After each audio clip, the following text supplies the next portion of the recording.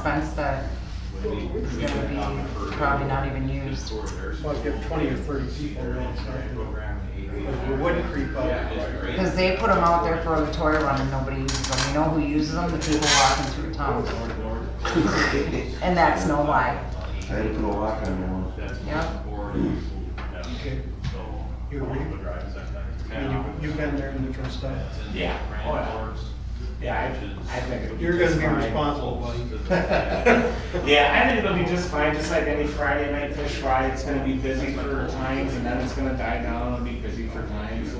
The band's early anyways, and Yes. it's, what is it, a 2 to 8, 1 to 8? 2 to 8, and I said 9 because if they do an encore or something, whatever. So, I mean, would be the latest. it's even before noise ordinance of any sort, it's And I think the only way we'll end up with more people is if people in town hear it and walk over there. If it goes to 9, then you're looking at the lighting situation. You have plenty of lighting. Yeah, well, he said 8 o'clock, so I'm just We just thinking put 9 to cover in case they played encore or goes over a something. little after 8. Yeah, but he said 2 to 8, so. If you guys are gonna. They gotta pack up and get the same one. If you guys are gonna put it outside a hard time when there's outside activities, that's just like you do for Papa Sashes or Richie. You cut off at 8 o'clock and people are in the bar by 8:30 or whatever you guys decide, that is the normal thing would be. What about from the far side of the house? You got any concerns? No?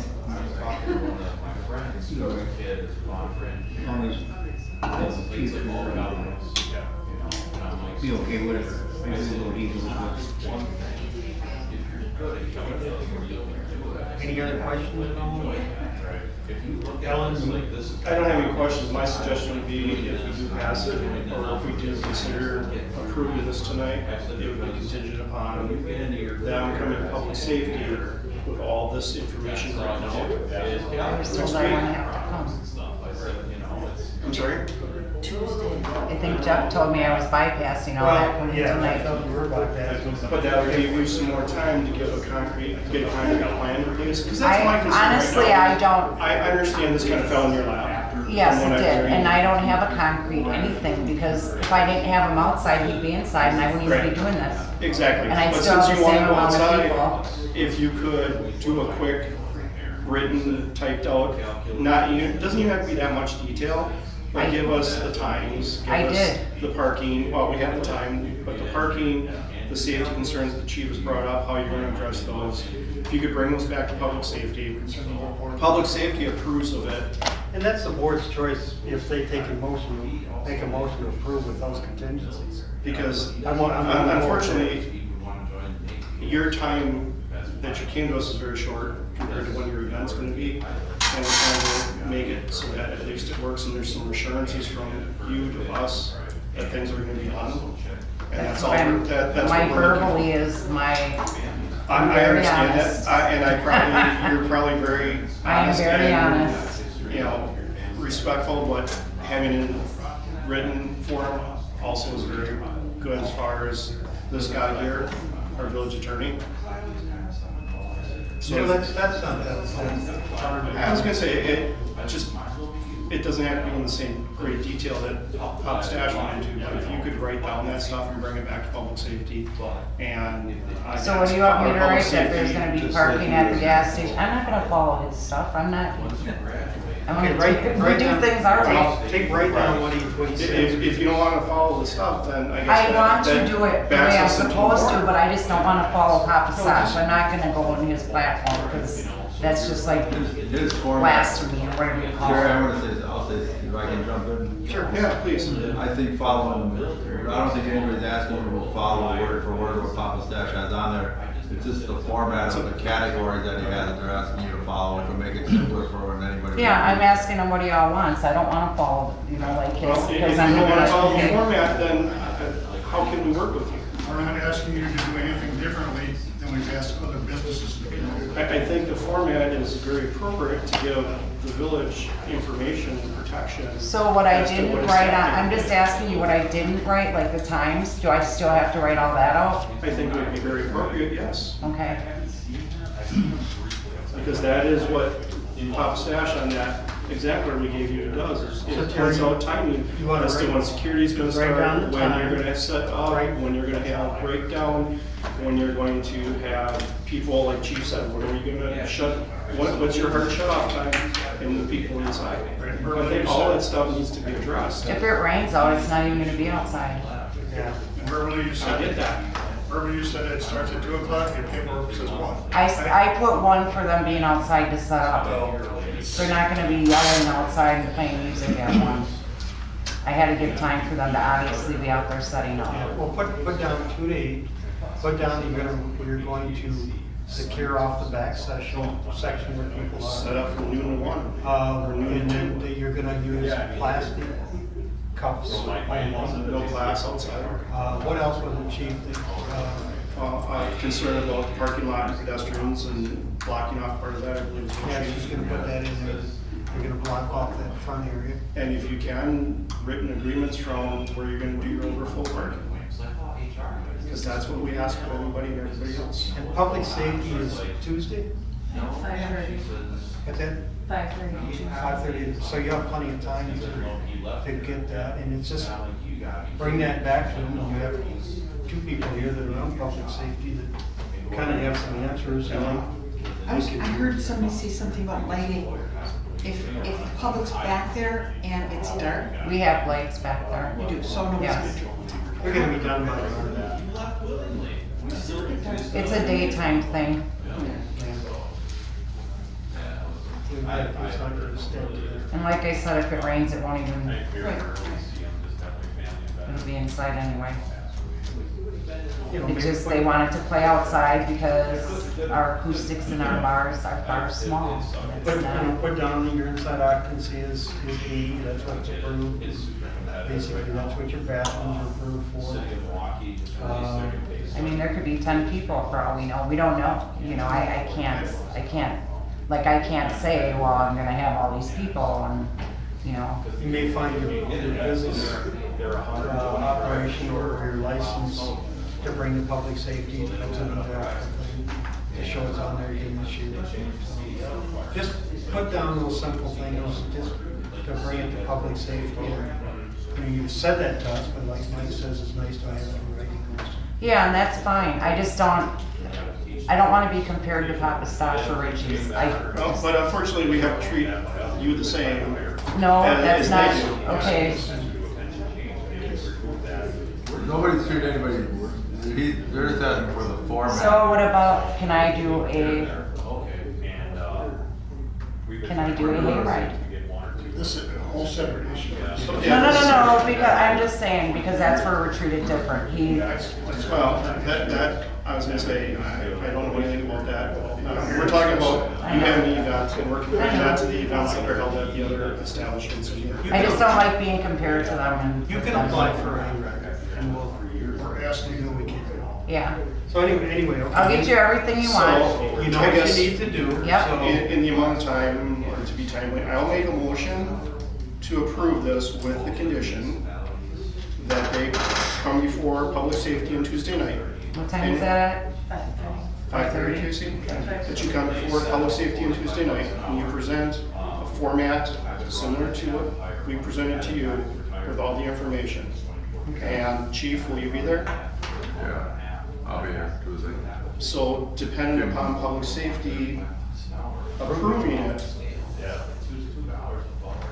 my motion is that the board approves it also. If there's any issues or problems coming out of that, either we need to re-meet or deny. Well, I think we approve it on that condition that they approve it. And then it's done. So we don't have to It's too late, that's why we're here doing this tonight. So public safety approves it.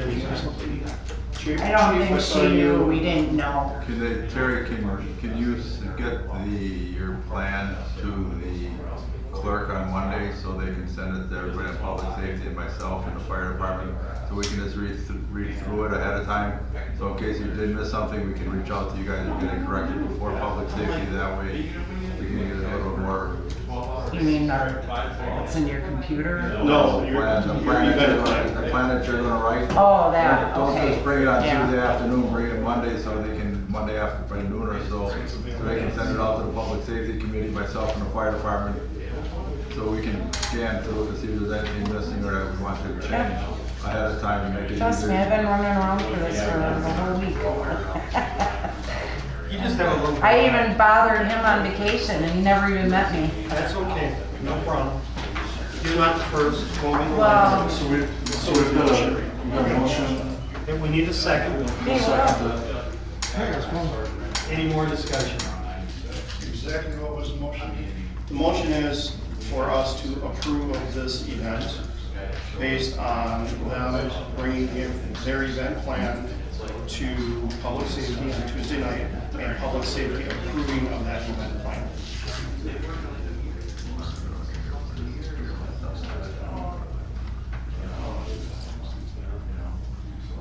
Sound reasonable? Anybody want to add, delete, modify? Did you put those conditions on your, you had some conditions on there of what she writes up? The parking. I would say the. I know what he- she I know what he started with wants. that template. I know what he wants. That Papa Stash has. It has to go in the motion.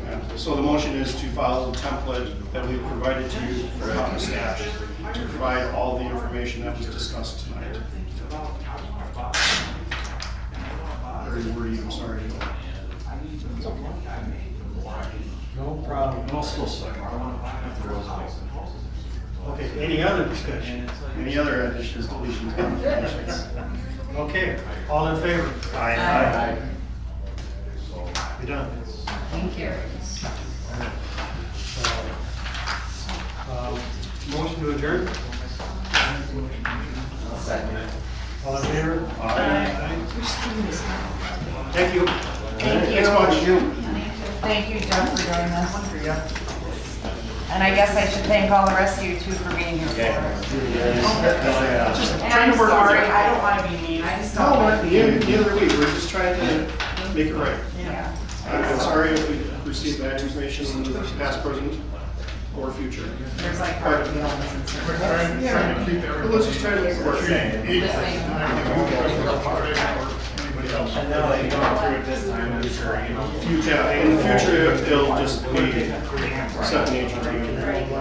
That's why we want to Never had to work. do that, so I'm sorry. No, that's fine, we understand, that's why we try to work with it. So, I hope you have a good event. If you're not doing it, come over. Who's the music? Ronald's, well, he plays drums, he's really good drummer. But he played like with the Sociables. He has a guy from Boston coming in, a guy from Blacklist. And then some South was Blackfoot. Remember that song Train Train when we were younger? I don't know, it's like rock and roll and whatever. It's not headbanging music, it's good music, it's good. Yeah, no, I don't like headbanging music, trust me. You're late, coming late, we tried to leave early, what the heck? More stuff. I don't know if you want to leave, let them have their room or what? I didn't see anything that said. Well, I have to see my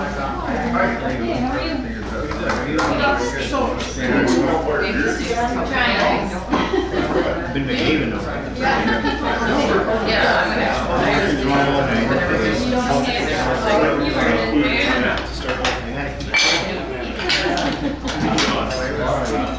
Why is there behaving now?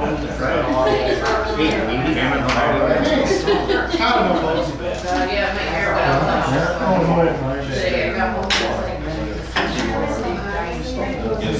I've already got $3 in the chair.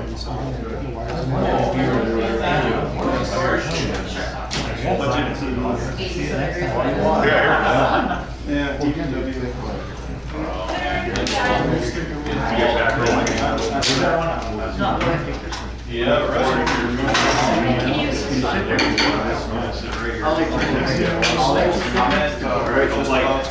I need a village,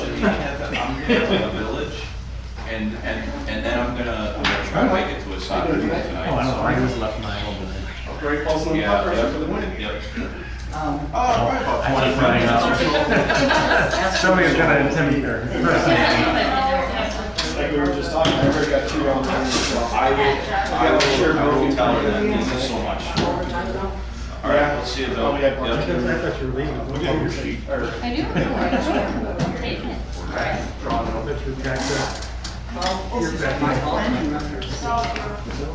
Yeah, that's frustrating.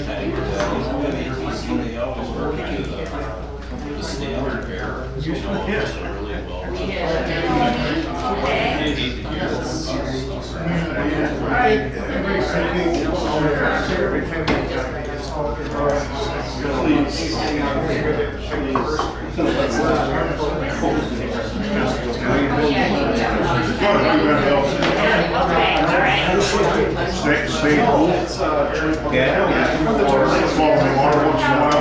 No, I haven't been down here at all. So I don't have everything. I heard you. I heard. How are you? Let's have a talk.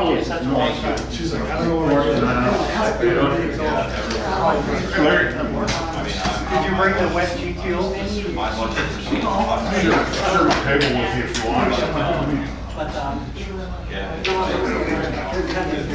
And then, you know, Here. There you go.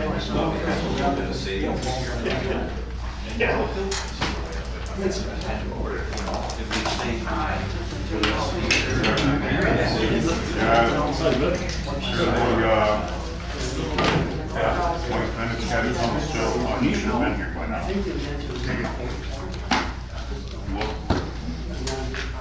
That's a direct. Sir. Yeah. Going for a long time. Yeah. Oh, yeah. Nice to meet you. Kurt. Oh, really?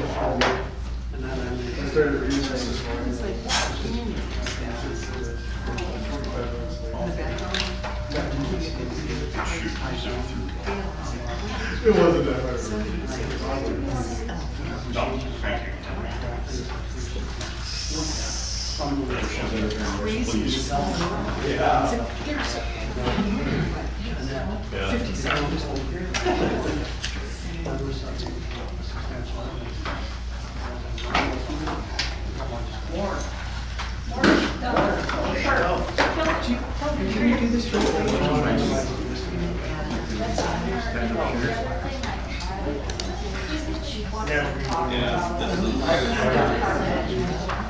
yeah, this is weird.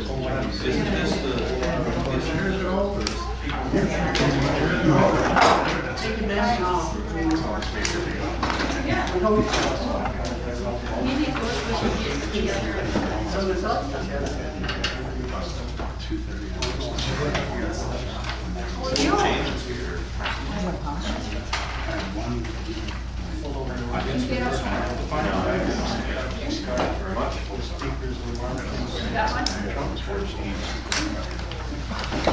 maybe it'll change to the light.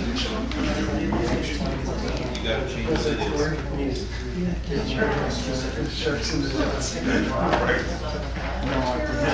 want to change it.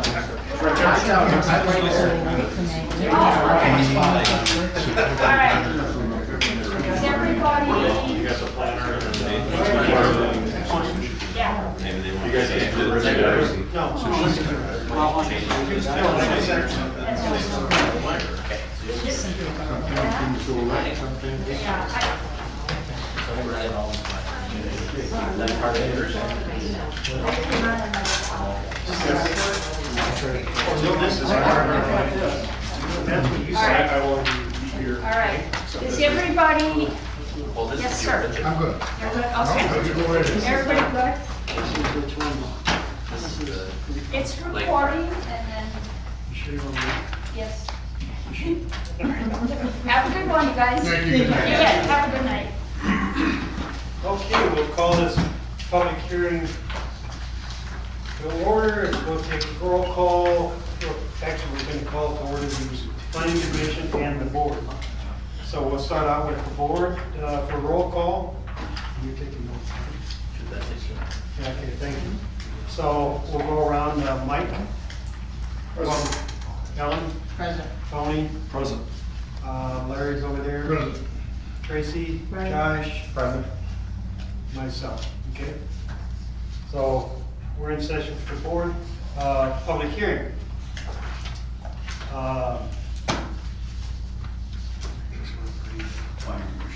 Planning Commission. Planning. Warren, I'm here. Tom, here, Tom. Present. Chris, that's where I'm bringing in. Myself, Jeff, did I get everybody? Tony, I'm here too. Oh, yeah, Tony, yeah, you're here for both, thank you. So, we'll go into the public hearing.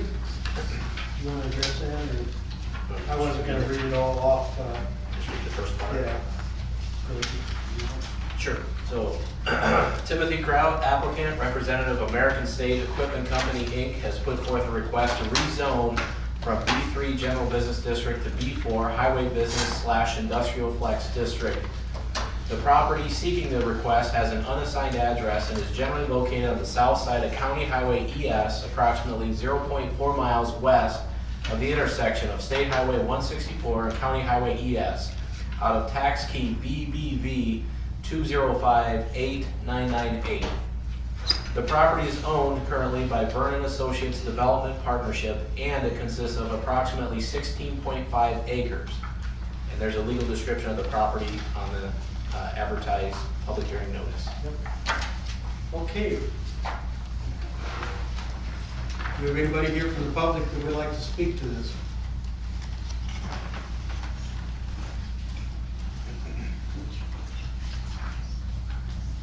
Second time, anybody would like to speak to this? Looks like no one's here, so we'll close the public hearing. We'll agenda the board. Just opens on a public hearing.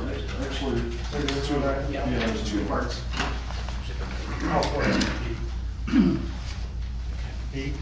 So you close the public hearing.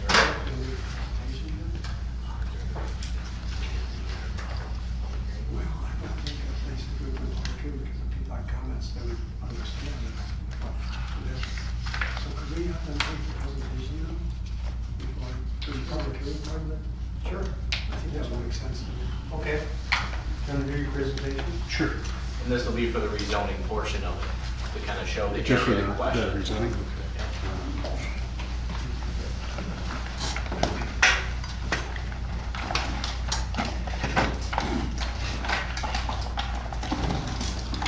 Just makes sense.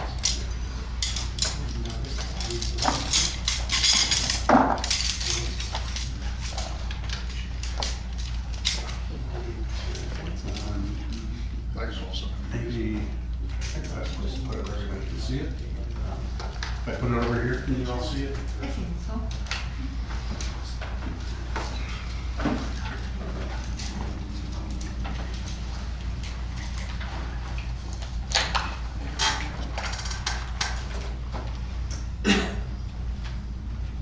You know what, Tim, Hold some up. maybe over there. Up in that corner? Where the flag is, and then everybody would have better. Yeah, that way to get on the camera too a little bit better.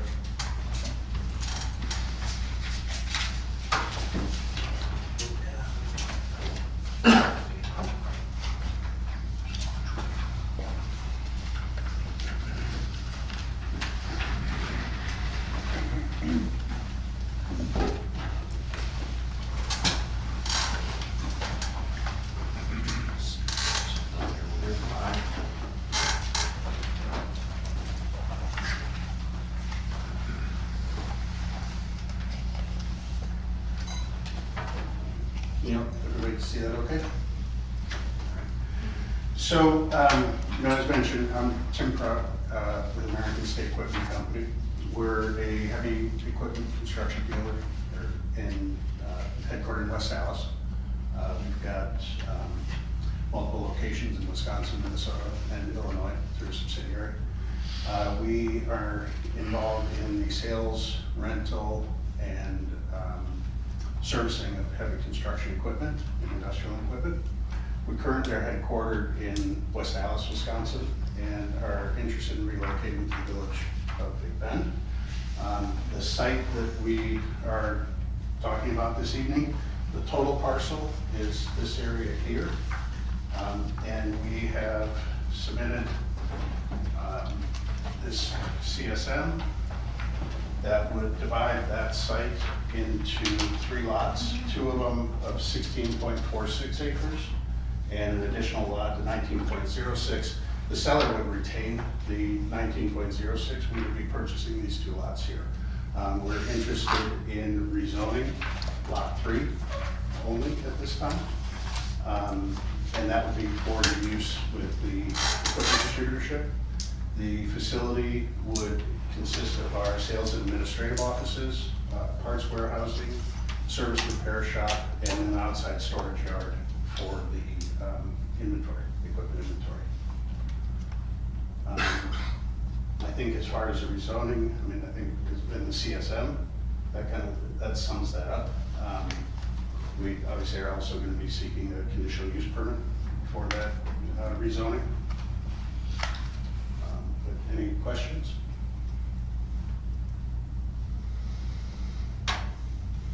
What kind of yearly sales do you do here?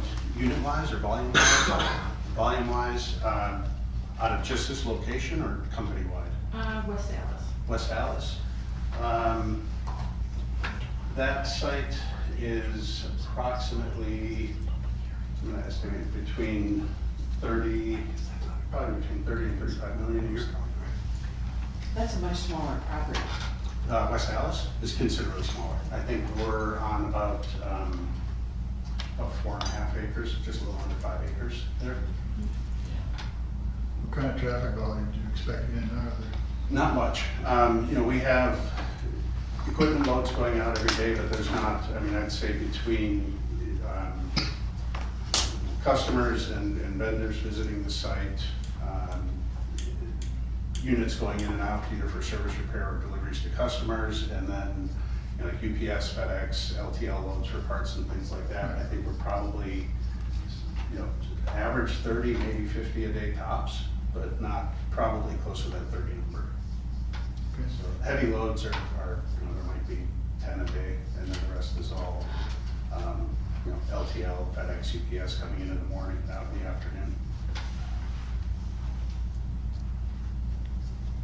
Your West Dallas location, you also have another lot where you keep the equipment, the heavy equipment. We have 2 lots, so we keep the majority of our inventory for the West Dallas operation at that site at 2055 South 108. And then we have a separate storage lot over on Schlinger Avenue near State Fair Park where we keep like crane boom sections and things like that don't require any kind of maintenance or anything like that.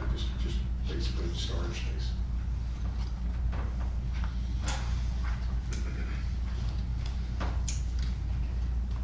And since we're in the discussion here about the rezoning portion of this from B3 to B4, would you like to say just a little bit about the difference of between the two, of why we're having to go to the B4? Sure, so the desired use of the heavy equipment, sales and service and potential rental, that's clearly called out in B4 district, which best matches what the use would be in this scenario. And it is a conditional use under B4. So the lot is currently zoned as a B3, and so it has its allowed permitted uses by right where you would come forward with a site plan of operations and just discuss it at that level. But because his desired use does not match what is currently in B3, it requires a rezoning and a companion conditional use grant request to be considered. As far as like scale of development, I could look up the chart, but basically in a nutshell, it does have some different permitted uses under the B4 guidance. A lot of those uses are generally considered a heavier use, more consideration for lighting, drainage, traffic management, those sorts of questions due to the nature of usually larger styles of development, larger buildings, which are typically found there. Do you want some more detail on that, or is that good? It's more so, we kind of discussed this at the last meeting, but it was more so for the rest of the attendees. Thank you.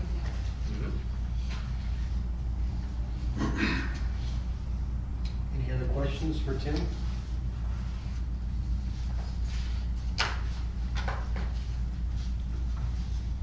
we good? We're good.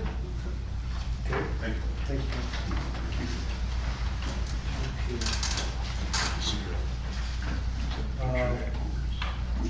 No other public comments of any kind, we're thinking.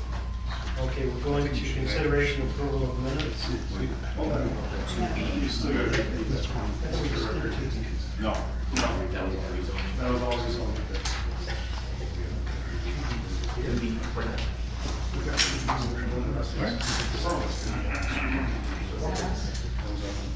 Mike, I could read it. Okay. So, item 2B, Timothy Kraut, applicant, representative of American State Equipment, Inc., has put forth a request for a large commercial equipment sales and rental establishment, which is a conditional use in B4, as we had mentioned earlier, which is the state of rezoning, which is considered a highway business district. The property seeking the request currently has an unassigned address and is generally located on the south side of County Highway ES, approximately 0.4 miles west of the intersection of State Highway 164 and County Highway ES, out of tax key BBV 2058998. The property is owned by Vernon Associates Development Partnership and consists of approximately 16.5 acres. The property is legally described as a legal description that was on the public hearing notice. And this is the time and place for public hearing comments on this request. Okay, any comments, public hearing comments?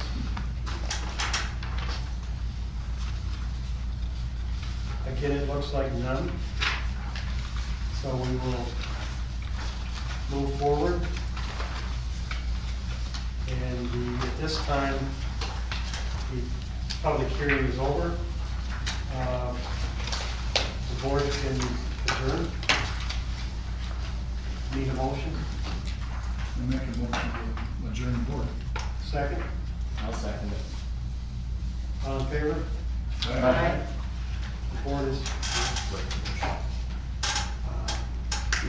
Larry Lund. Thank you. I'm still learning everybody's names. I think you might have been If there's still an opportunity. We can't keep that. The board didn't- Jeff, would the board like to see the conceptual renderings of the I site? think it would be nice if you want to stay and see. Sure. Yeah. So, when we came at the informational meeting in the last planning commission meeting, we discussed, this is a conceptual design for the building right now, and it's early in the design process for us, and it's part of a larger design exercise. So one of the things that we're trying to accomplish in the design of this building is to establish a scalable design. So this will be the corporate headquarters, but then as I mentioned, we have 6 other locations between the 3 states. So what we want to do is finalize on a design that can be scalable to any size site. So as far as corporate headquarters, we have a pretty good idea of what we would need for shop space, for parts warehousing, for office space. If we go to a satellite branch, say like in Duluth, Minnesota, it's gonna be a much smaller shop. We won't need quite as many service bays, fewer people in the office and admin side there. So ultimately, it would be the same design, but a smaller scale building for that site. The idea being the design is part of our company brand, that this will be used in all of our locations in the future. So this is just the start of this process. It's a conceptual rendering from some conversations with our architect. But this is what our intention would be. Obviously, we still need to finalize some sizing, some, actual building materials, but this is essentially what we're looking at with this. And then we had them try to just do an overlay of how that would fit on the site as well. So you can kind of see again, the entrance. One of the things we've looked at is, trying to create a second way out on this side of the building so that traffic would loop through. But there's quite a bit to do still as far as the site plan. But this was just to give an idea of how we would lay that out on the site.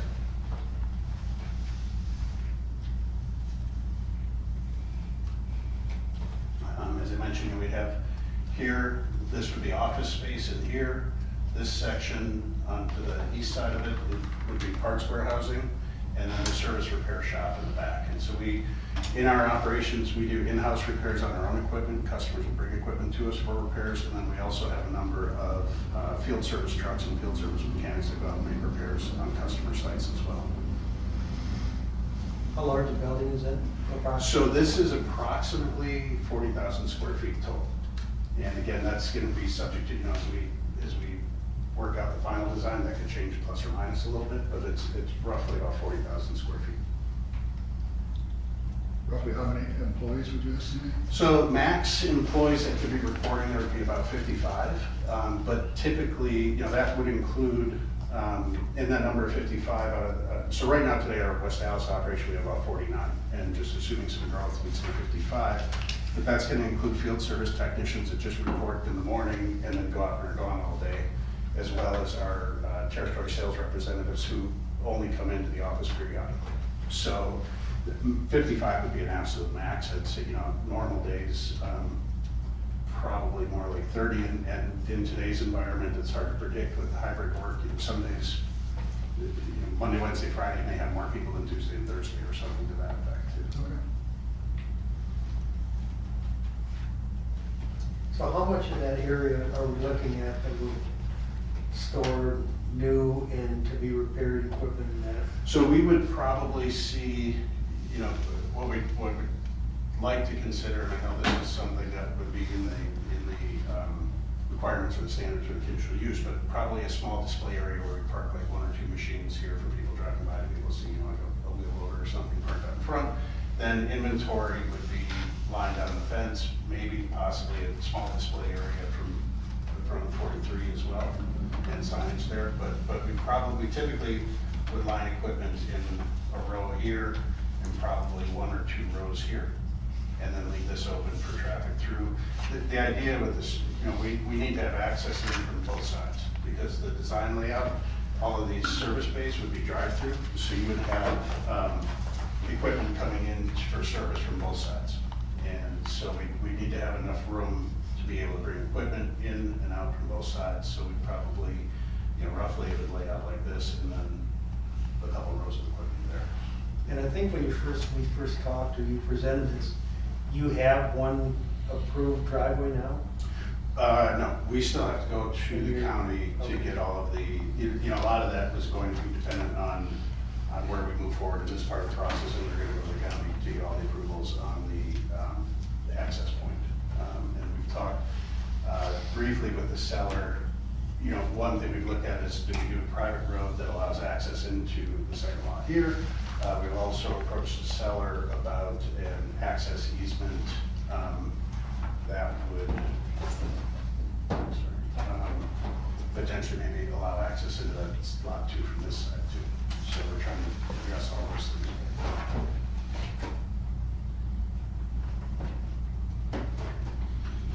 But as we develop the master grading plan for the entire site, for all 3 lots, and figure out how to balance the site out too, that's, there's still a lot to be determined as far as where we're gonna place septic. A lot of those things are all still to be determined. And I think you said you have a lot of dirt to move. Yeah, there's gonna be quite a bit. We're working on the grading plan right now and trying to see if it's, how we can balance the entire site of all 3 lots out. I just have a quick question too. Is that okay? Yeah. What's your purchase option as far as timeline on this? So our due diligence period expires on November 5th.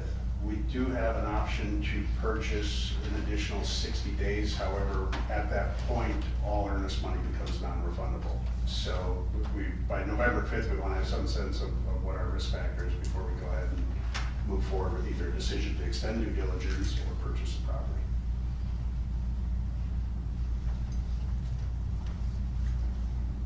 Okay, any other questions? Anybody?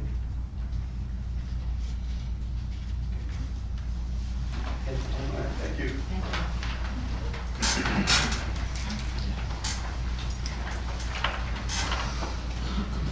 Okay, now we'll move forward to number 3, consideration for minutes from July 27th. Okay, motion to dispense with. Yeah, close the public hearing. Okay. Did you already do that? I'm sorry. I closed the public hearing. Did you? And I had the board adjourn. Okay, thank you very much. With the reading on that. Thanks. You may hold on to that and make a full statement.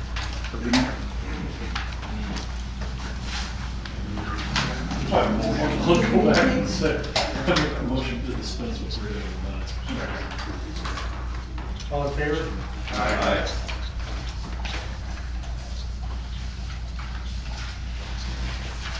Thanks, Tony. I'm glad I'm not the only guy confused.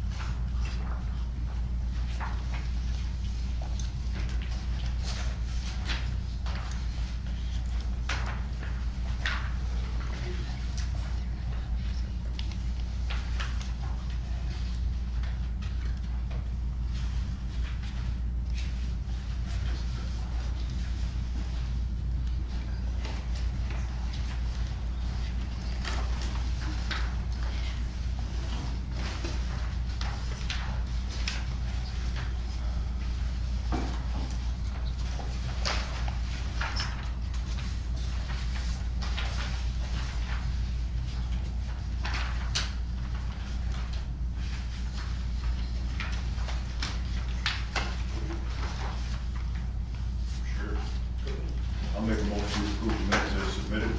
Second. All in favor? Aye. And it passes. Okay, we move on to public comments. regarding this planning commission meeting. Some public comments. Okay, we'll move on to old business. And that's review, discussion, possible action on required elements to be completed at the Lake Park storage condos. And of course, there's the description and everything like that. So I believe I'll turn this over to both Ben and Naomi. All right, well, I'll start off. I submitted a memorandum, just kind of outlining a little bit of the background here.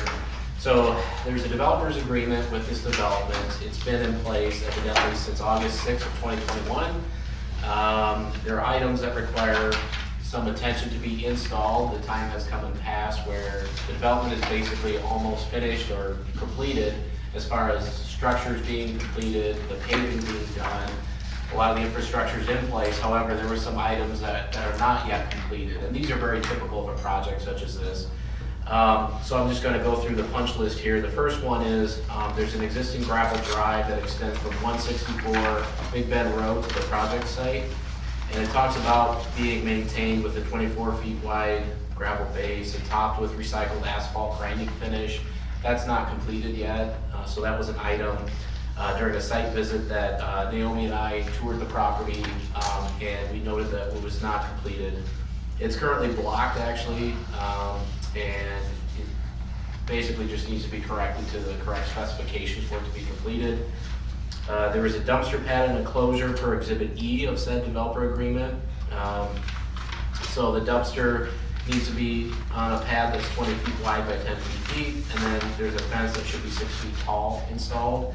The site visit revealed back in June, sorry, when was that? June 20, I don't think it, yeah, June 27th. It was not in place at that time. So we're assuming it's not in place as of today, so that needs to be finished. Gating and fencing per Exhibit F, again on that previously noted gravel drive that was, to be finished and extended. Gating and fencing, that is not in place as well as of June 27, so that would need to be completed. Item 4 is all the landscaping shall be installed at this point in time. It was noted during the site visit that none of it was in place at that time. And so there's some other items from the engineer. Maybe I'll turn this over to Naomi right now so she can kind of highlight some of those items. Yeah, there's just a couple things to wrap up the as-built on the stormwater management facility. I had sent a letter after my as-built review asking for a couple of items to be, the spillway to be raised to the elevation listed, and then verification of the clay liner. Since then, there was some additional regrading within the detention facility as we checked out the gray liners, so we should get an updated survey for our final as-built to show the final pond volume. And then proper shouldering along the private access drive is required. And I believe, Naomi, correct me if I'm wrong, did you supply, it looks like it's in our packet tonight, but kind of the letter of credit, deductions, kind of the money that's being withheld that kind of highlights some of these items? Yeah, the letter of credit reduction, we've had 3 reductions on the letter of credit. The amount that remains is the total in the bottom right-hand corner. Around $71,000. So I understand the process is we come to the planning commission and outline the outstanding items, and then the commission shall give some feedback on whether or not they believe it's time to call to collect on some of this to get it finished. I don't know how the process actually works in Big Bend, but you can walk me through it if you've done this in the past. So. Where we at, Jason? Jason. Sorry. So first of all, I'm just wondering why the village hasn't reached out and just asked for an update. I've had no correspondence with the village since about Lake Park since probably spring. It would have been nice if the engineer, planner would reach out and just say, where are we at with this? I've heard that they've been on site multiple times, but I wasn't aware of it until after the fact.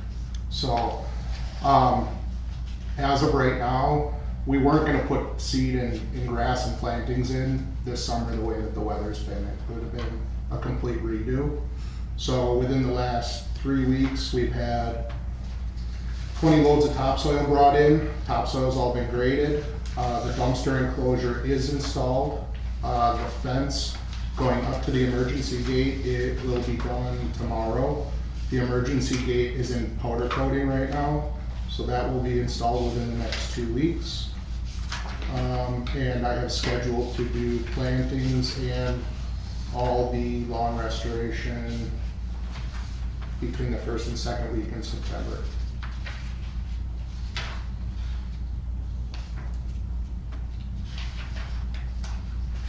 And the final asphalt's going down mid to end of September, depending on when they put it in there, but September for sure. So we're looking for 100% wrap up by like September 31st.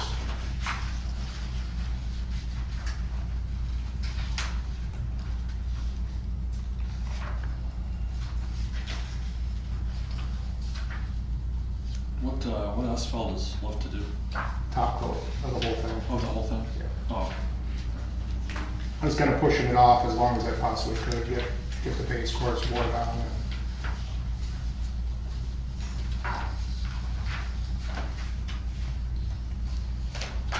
Any other questions for Jamie?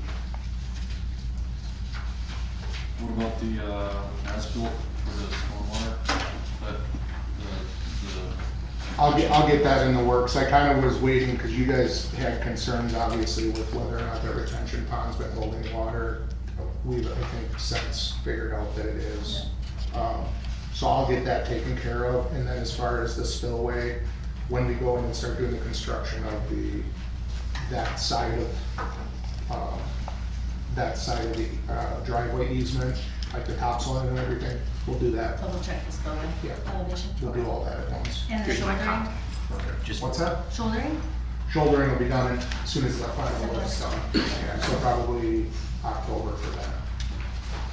And then a little bit of touch up, lawn restoration and whatnot along the edges.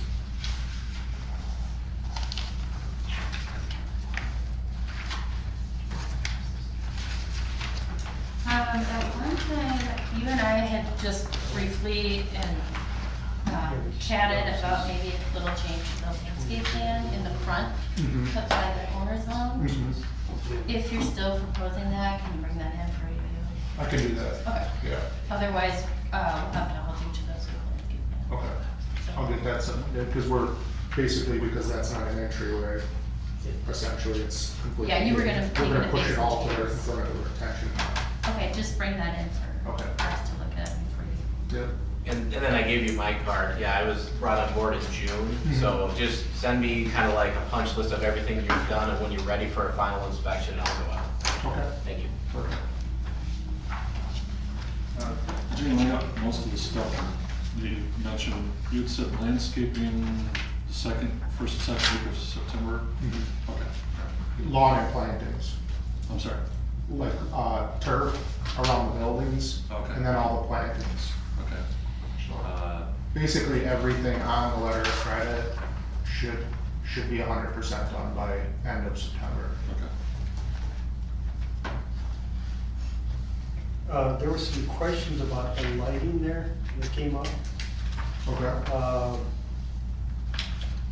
And we have an example of what lighting is to be installed, and I believe it was to be, we have a picture of it here. Yeah.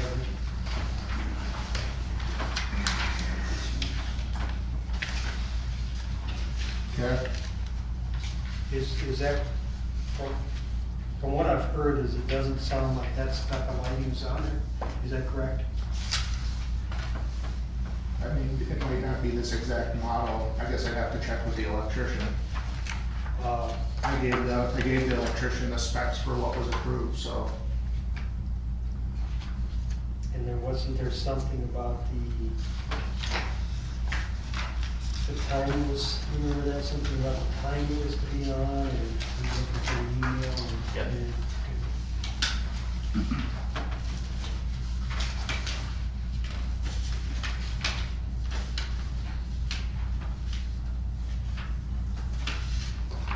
I think if I saw the email correct,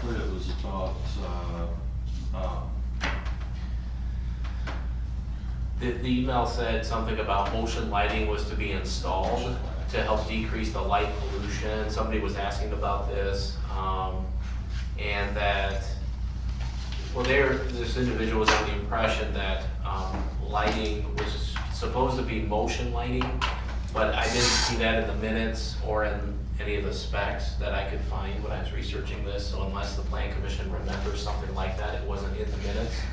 We had initial talks about it, but Okay. then we also had talks about having lighting on permanently for security purposes. It's for security and fire and EMS to get in there. Because it would be nice to be well lit up, so when we get in there, we know where we're going. And was it your understanding it would be on during the nighttime hours then? Beyond during the nighttime hours. And wasn't motion lighting? That wasn't really That discussed? wasn't brought up, that I can remember. I think it was talked about, but I didn't know where the final decision was. I couldn't find it in the minutes. There were two things that the fire department was pretty much concerned about at the end.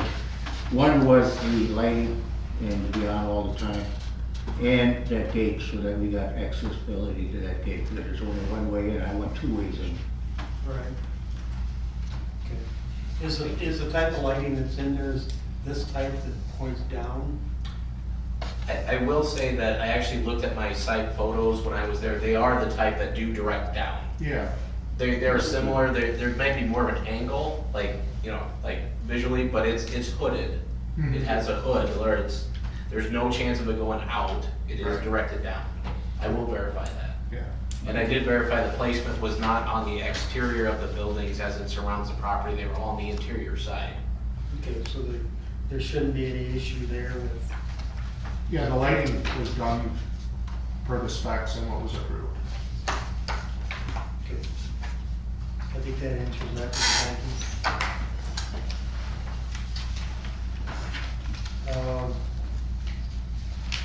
Anything else regarding this? No, and No.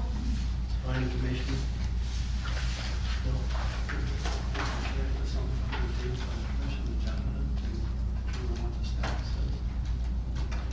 I guess. Guess it would be October, because they said they have it done in September. So if you want to direct staff, we can certainly bring this back in October for a final review of everything up through the end of September and report back. Is that Think what we the should. plan commission would like?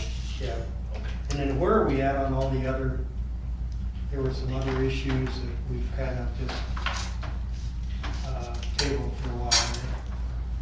No, it's a different site. Oh, was that on the dump site? Yeah. Okay. Okay. Our plans to make a huge push in September. This weather just has not been conducive to planting. We went in and did touch up twice this year on the first phase, and again, without water, and to be able to water that site's virtually impossible, so. Okay. Appreciate that, and communicate with Ben, and if you run into that situation again where, you know, you need to extend that out a little bit. And I then- mean, unless it's weather, you know, unless we get a really bad stretch of rain or something in September, it shouldn't be an issue. Yeah. Yeah. But, you know, we'll put it on October's meeting, but, I'll send a follow-up like a week, 2 weeks before or prior, just to let you know where we're at. and if it is weather related, then we'll put it on the November one. Okay. So, just in case of weather and stuff, we'll give you that. Well, I'll probably just want to know where you're at with it so I can report back in October, that it won't come back till November kind of thing. Sure. We'll see how much progress has been made and report back if that's okay. Mhm. Okay, thank you. Perfect, thanks. Okay, go to B, review and discuss possible action on portable on-demand storage units, pods, containers, and similar storage containers, use and placement regarding ordinance staff, and ordinance proposed and staff comments presented to consider. Okay. So if you want, I can just highlight. Yeah, why don't you? So, and I think the attorney is here tonight as well. So, yeah, this is gonna be a review discussion, possible action, as far as are we ready to move forward on this or not. On portable on-demand storage containers, I know the attorney here, Mike, had kinda helped me out with this one to remind us that, he sent this, I think it was on August 7th, that you had made some notes and said, you know, this was discussed and it's kind of been brought back again. And so he provided me the opportunity to review this as well. And I know that, I think Eric of our Public Works had mentioned, hey, we'd like to have a pod storage unit too for the village use, and where are we at with that? That's kind of what made me kind of ask these basic, like, what are we doing with these? I don't know about this. And so Mike has supplied, the attorney that is, a draft ordinance that he's made some comments on, and I have taken the opportunity to just make some comments on too. So again, for those that don't know, pods are basically these storage units that you can drag onto a property, place them, and it's up to the village to kind of figure out what, you know, how long do you want them on the property, what properties do you want these on, what are some basic guidelines for something such as this. So with that being said, do you have anything you'd like to add? Yeah, I can add a little bit. Tony can help me maybe. I can remember when this was discussed at the board level, very long as we were on this. It said something about 2 or more, that his family member, that he did 2 or more. Tracy said something also about her concerns relative to the draft ordinance. I don't know how many others remember that, but I just, to the extent we can, I'd like to hold it down to include what the comments were from the board. Do you remember, Tony, about what those other people said that caused it to come back here?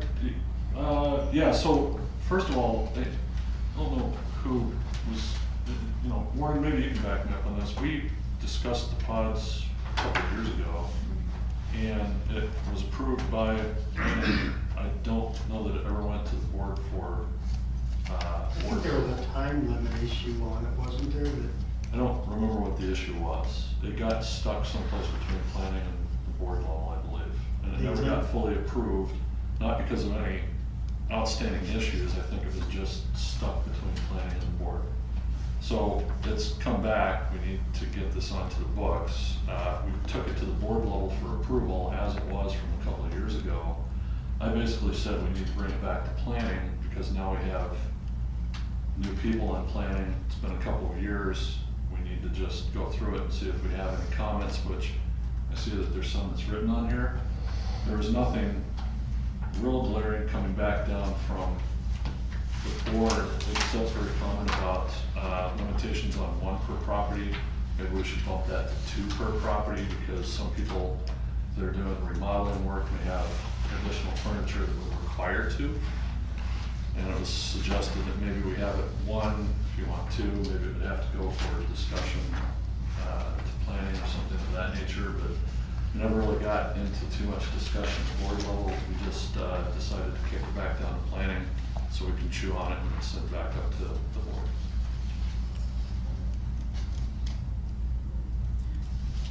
So I think it's on the agenda for kind of the blessing of the planning commission to say yes or no, does this need to move forward, maybe in a more polished format based on the comments that are here, or anything else you'd like to add, and maybe we can put on for next month's agenda to kind of have that discussion as a regular business item. I think it does say something here about 30 consecutive days for one calendar year, and there's some comments on it also. I believe that this was initially brought up a couple of years ago because of It was a shipping container thing, wasn't it? We were concerned that people were gonna have 15 shipping containers in their yard or something because they were so cheap at the time. It was becoming more popular for people Yeah. to do that for outside storage instead of building a shed or businesses having it as a semi-permanent to permanent storage all around their property as well, with no guidance from the village level. Having just remodeled and not needing a pod, like I use my garage, 30 days is nowhere near adequate. It looks like you can apply for. That's what I would do, but I would start out with 60 or 90 days I as a think you can standard, do 90 days, I just read. just to, to alleviate a lot of unnecessary meetings. or agenda items on meetings that would start at 90 days. Yeah, it looks like you can apply for up to 90 extra total days in one calendar year. So that's in there, I see now. I think what Eric is looking for is, he was running out of room down there for village storage. And he was actually talking about one of those, permanent storage type things. Like a container type thing. That's what these are, right? Yeah, well, this would be for permanent. But they're all the same container. That was brought up and discussed, that if it's going to be a permanent structure, then it's gonna fall under accessory building, have to meet the code for accessory building. So this ordinance, when we discussed it, was that, somebody's doing a remodel job or they're preparing to move, they get a container, they put it on their hard surface driveway so that they can store it during that process. It wasn't for them to use it as an accessory building. And that was where the conversation was going. If it's there as an accessory building, that has to go to the building inspector and permitting and make sure it complies with the building code as an accessory building. So that was a kind of a clarification that I understood this is that it wouldn't apply to something like what you're discussing, because that would have to go and be built as like an accessory building. Maybe your building code requirement, egress, doors, and all that would have to apply to it. Where a storage container is not intended to be used as a building for people to go in and out, because it doesn't have the egress and such. Okay, I wasn't on planning board, so I don't have any idea about that. I concur. Yeah, so this just for pods, yeah, it looks like we're getting closer to where we need to be. Yeah, because you can buy these things for $1,500 and they'll deliver them for a couple $100. And I can totally see where somebody just throw it in the backyard, and that's what this is intended for. You don't want that. Right. In lieu of an accessory building.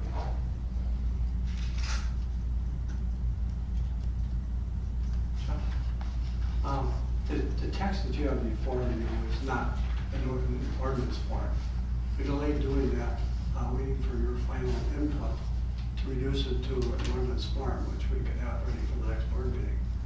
So if there are any suggested changes to this document, pluses or minuses, let me know now, because it will be going into a final numbered version of the ordinance. So if there's anything to be put on or taken out, I would suggest changing C3 to 90 days.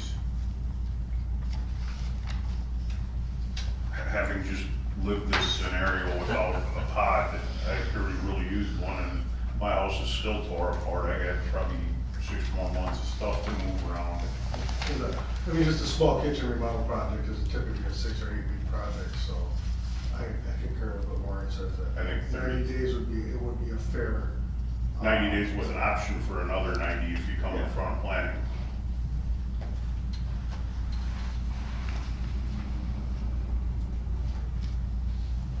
So can I ask a question, and being relatively new to this discussion and being a new planner here too, I can envision some of this is geared towards, it talks about industrial, institutional, institutional could be, village property.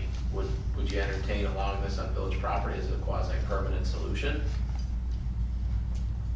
I think that's what Tom was talking about, wasn't you?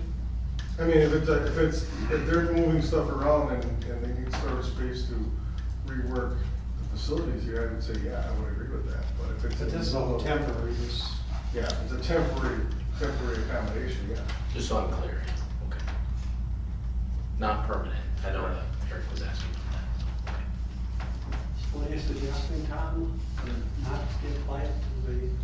I'm saying is that it would still be applicable to the institutional, the village, Village their property. own properties would be required, but it wouldn't be that you can't use these in lieu of a permanent accessory structure. You would have the time frame specified. Right.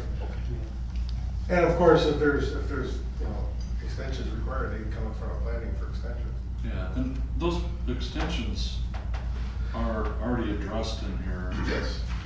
Not under C3, but C8, and And also D9. I see you have no more than one on a property. Unless you go in front of planning, you can get additional. Correct. And it says up to 30 days in any one calendar year. That's the maximum extension you can get. That's the way it's worded in C8. So would you want to reword that similar to the one in exceptions 9? Except for the 3 extras, you want to do like the 90 extra days? I believe that would be the place to do it. So instead of the 30 there, you would have 90 also extra days? So a total 180 days would be the possibility someone have. 100, 120, Yeah. 6 months. No, 90 and 90. No, 180. 180. No, it would be, we would. Because he was, 30 no, they're gonna days do without- 90 for the initial also. Oh, I was thinking That's what they were Lauren at 30 at the initial and then going from village planner or building inspector to authorize up to an additional 90 days. No, my intent was 90 for initial and a 90 additional. Oh, okay. The initial 90, you would not have to permit it at all. It would just be, put it in. Do you have to search or go through any kind of formal process to put it in then? Notification? These are intended to just be placed on your driveway. Right. So they don't have to approach the village at all for that initial 90 days? Yeah, the way it's worded right now for the initial 30 days, you don't have to approach the village. Correct. If you want. Right, as long as you follow the rules that are set forth in the ordinance. I think. How do you it's- time frame that or manage that? Well, maybe we, instead of saying 90 days initial, then say 30 days additional, or 30 days initial, and you can go to the village planner, building inspector, and require, or ask for an additional 150? 150 to make it to 6 months. 6 months? Up to No, 150? math is horrible. Yes, no, you're fine. You're doing all right. Yeah. Thanks for the No, encouragement. that's a good suggestion, it's 30 days, and then you could ask for an additional 100, up to I think the 150. intent here is so that we have at least a little bit of knowledge of where the pods may be, and to make sure that, like from a fire inspector standpoint, for instance, he can go out, because now it's a fixture that's going to be there for longer than 30 days, and make sure that he has proper access to that driveway and house in case of emergencies. And that is spelled out in here too. Right. But it's just a perfect example of why we as a village would have to have a heads up before you go into a long-term project. Not necessarily to assess any type of, a permit or anything to it, but just simply so we have a heads up of what's going on. Management So that's what I was wondering, do we want to take and have any kind of permit? That they need to get that permit so we know that that thing is coming on property in the first place. That thing you're gonna, he said, she said kind of thing from a neighbor. That, oh, I've only had it here for a day, and the neighbor says, he's had it here for the last 3 months, you know? I think that, in That's the that case, concern. though, you could ask for evidence of the delivery ticket. Yeah. Because we've used these in construction, and you get a ticket when you get it delivered, so there's proof of when it was there. I think Chris had a good observation, though. Who's gonna enforce that? Yeah. Who's gonna go around from house to house as a pod in it and say, hey, I need to see your delivery receipt? Well, we have 3 village inspectors, we have And fire, police force. engineering, and building. They should be driving around looking at things anyway. And the police DPW department. does that, police department does it. I mean, it'd be the same thing as making sure that if you're doing construction on your property, that you have proper silt fencing. And a view I look at this is if you have somebody who's moving and they want to get one of these shipping containers that they're gonna move with. My neighbor, when he came from California, moved here from California, he had one container brought, unloaded it, had that one taken away, the next container brought, unloaded it. So, cause he's still working full-time and it was very convenient for him to do that. They didn't sit in his driveway for longer than a month, but it's the fact that I don't think it's, to have him come and get a permit to do that, is it really necessary when that's just a temporary thing? I think it'd be, the 30 days gives you a fair grace period. If it gets longer than that, then you need to come and at least give a heads up to the village. It's not really, it could be a permit that's given by the village planner, inspector, but, building inspector, but, it doesn't spell it out. I don't know if you need a written permit, that's now acknowledged that you have it in your drive.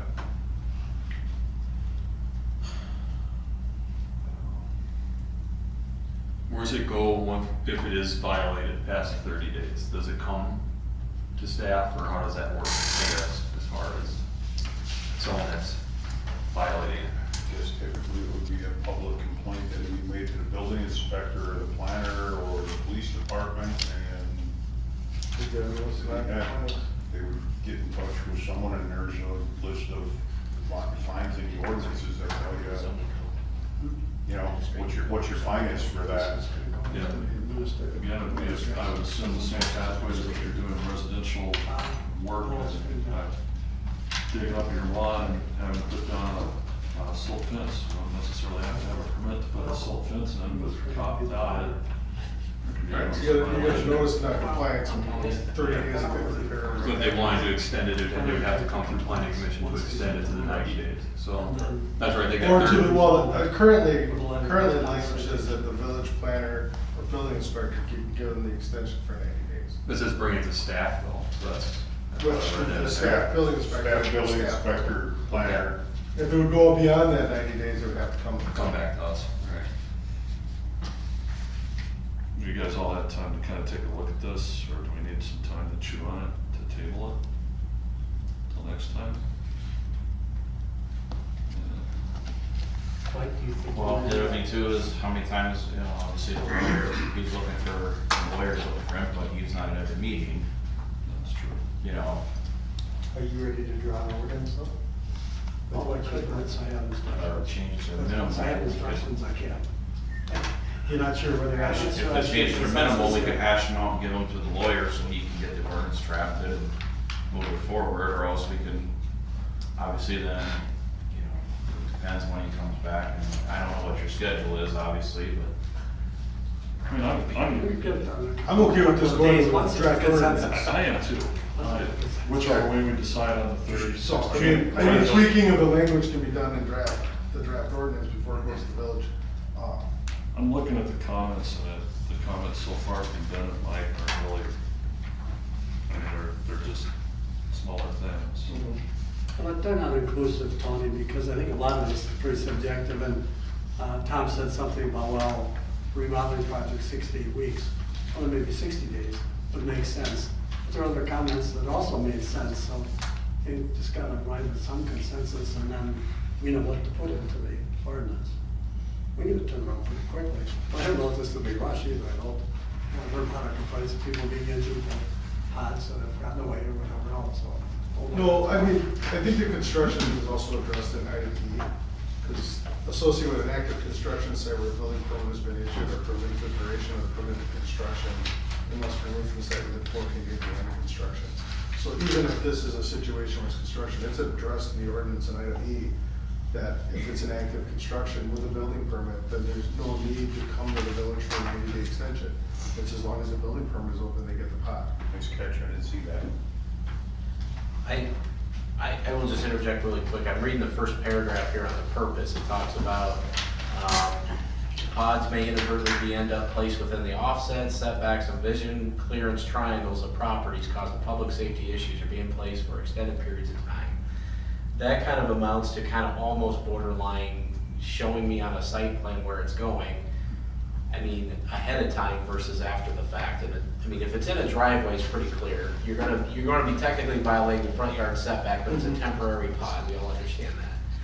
But where we're getting in kind of the gray area, in my opinion, too, is, you know, commercial properties, industrial properties. I don't know if this is an issue. I don't know why this is coming forward. But I believe it has to be on a hard surface or a paved surface. It can't be put on a lawn. Okay, so if it's in a commercial or industrial setting, are we limiting the number they can have, or, you know, where are these going? I don't want to open up a can of worms, but. That's under D. Is that under D? Yeah, it's under D. No more than 3. No more than 3, okay. D2. Thank you.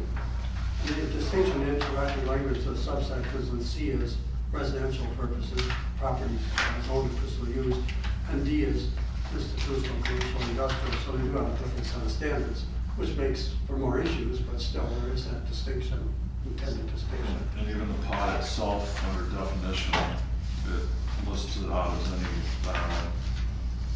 it lists out the full definition of it. So under the industrial or commercial property usage, takes that pod dimensions and goes to 10-foot wide, 53-foot long, and 14 feet high, which happens to be the standard for a semi-trailer.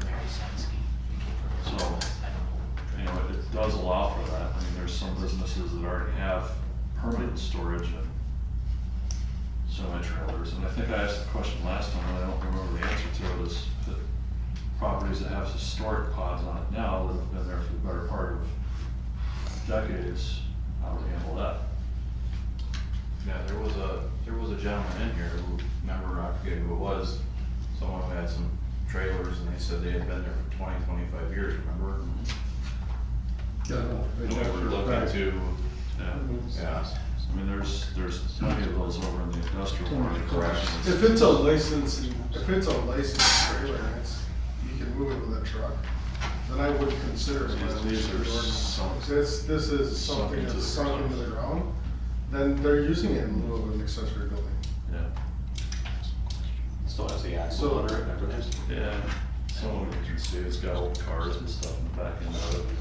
This stuff completely full. It's so wheels. But if it was in place prior to the ordinance, then it would be. Well, that's what I'm asking. The ordinance still doesn't address that to say that any sites that had this before the ordinance gets passed or, But that's a wheeled container that you're talking about, so it's not. that's spelled out. Is it spelled out? That's gotta be taken care of when you're on licensed vehicles. So I would agree. I mean, I would think that'd be the way you would attack it if you're gonna go after it. Yeah, if it was there, I mean, if it's there longer than the permitted period, that's an unlicensed vehicle, then it would be considered a top. Yeah, well, that's how we got the vehicles, like, a couple places around here. They were parked for a long time and some were being worked on. And, you know, public place, I should say, or whatever. But, I would get into it and I would get the police chief to go out into it and I would say, look, this car's been here for a year and a half. Unlicensed, no new stickers, nothing on it. I said, they don't belong here. Get them out of here. We did, I don't know. So am I just trying to understand what we're doing here then? We could technically have the lawyer draft it up and then we could hash out the details at another time once we have the draft and make it the final, or do we wanna hash it all out final now and send it, you know, what I mean, in the interest of time? I think so far the only change from what we have physically here is just the time limits on how long it could be stored there. I think we should have the attorney draft the ordinance, and bring it back here, we can approve it and send it to the board. That's fine, but what changes do you want to make to this amendment? I think with the, you know, are we sticking with the 30-day or 60? Right? No, I think we can stick with the way it was written because Tom found the construction clause in paragraph E. But then you That also, puts no time constraint on it at all, outside of it's gotta be done within 2 weeks after a building permit's closed out. but then the other one was that the 30 days, and then you can come back for additional 90 days. You have to change that to the additional 150. I think Mike's comments on here, I think, agree with how we want to incorporate those. You know, your comments on here. That's fine, we've done some, And Ben's too. Right. I mean, I was I bringing don't up. object to any of those comments, I think that's fine.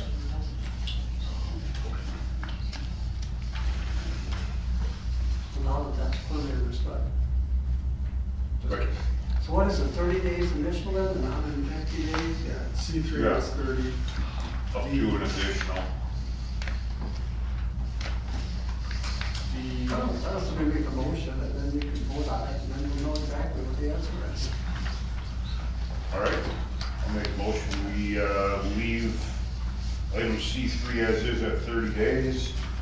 Edit item, C8 from, approve up to 30 extra total days to up to 150 extra total days in one calendar year. And the proposed changes are edits by both the planner and the attorney. I have a quick question on that. originally was suggesting, as more of a question was my comment, under D4, so again, for institutional, commercial, or industrial purposes, I mean, I had suggested, just as a concept, as more of a question than anything for discussion purposes, was it has to be requested by the applicant first, and then the planning commission can grant it through generally a site plan of operations approval on an industrial property. Is that not what you want? Well, I think Lauren's first motion applies to the residential under sub C. And maybe get that out before we go into D that deals with these. Oh. That makes sense. Yeah, I'll second that motion. Thanks. Okay, Lauren made a motion. Chris made a second. All in favor? Aye. Okay, now we'll move into the industrial park.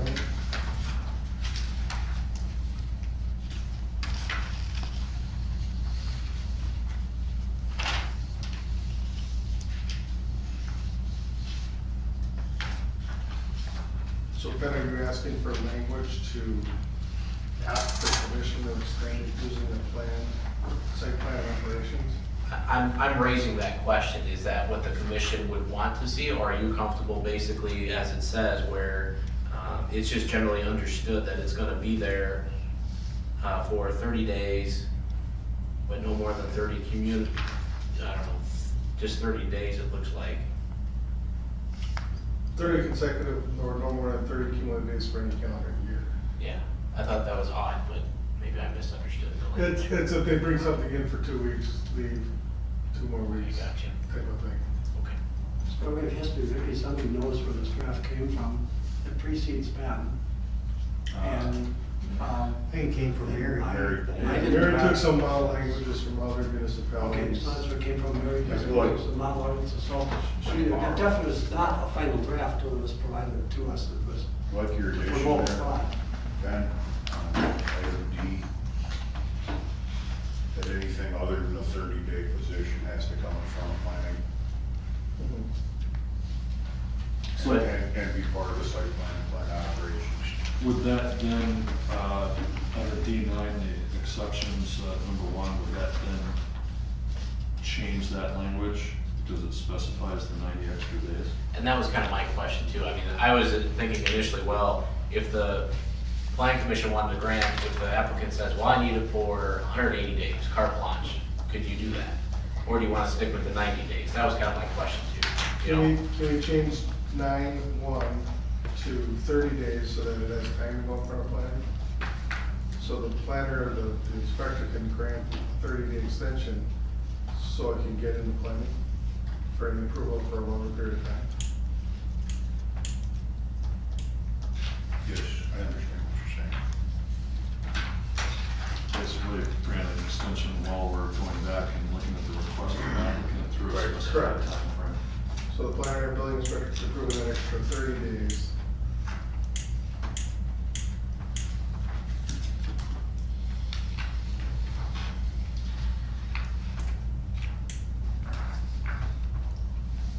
Make that motion. Yeah. I'll second that. I'll make a motion to amend the 9.1, to change that to 30 days, and include Ben's comments on the request of the applicant to be granted by the planning commission. No, I'm not gonna do it now. I thought he said that I'll make that motion now. Trying to second that. So now I'm embarrassed, so I'm not gonna. I'll say, I'll say. Okay. Sorry. Any more discussion before we? So, just real quick, why are we cutting that now? I'm kind of confused on that. From 90 to 30? Yeah. Because it gives the planner or building inspector carte blanche to extend it 30 days so that the planning commission has time to convene and meet over a longer period extension. Say Tony wants to have it in his shop yard for 6 months. Well, he gets 30 days off the bat, Ben can okay him for another 30 while we review it as a planning commission. Rather than him getting hung out to dry in between meetings or something. And then at the planning commission, to approve them for what length of time then? Any length of time? They can bring it under the, with the Right. plan of operation and ask for, conditional use type of thing.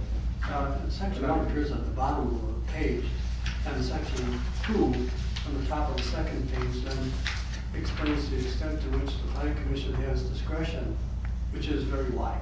But then again, it's your discretion.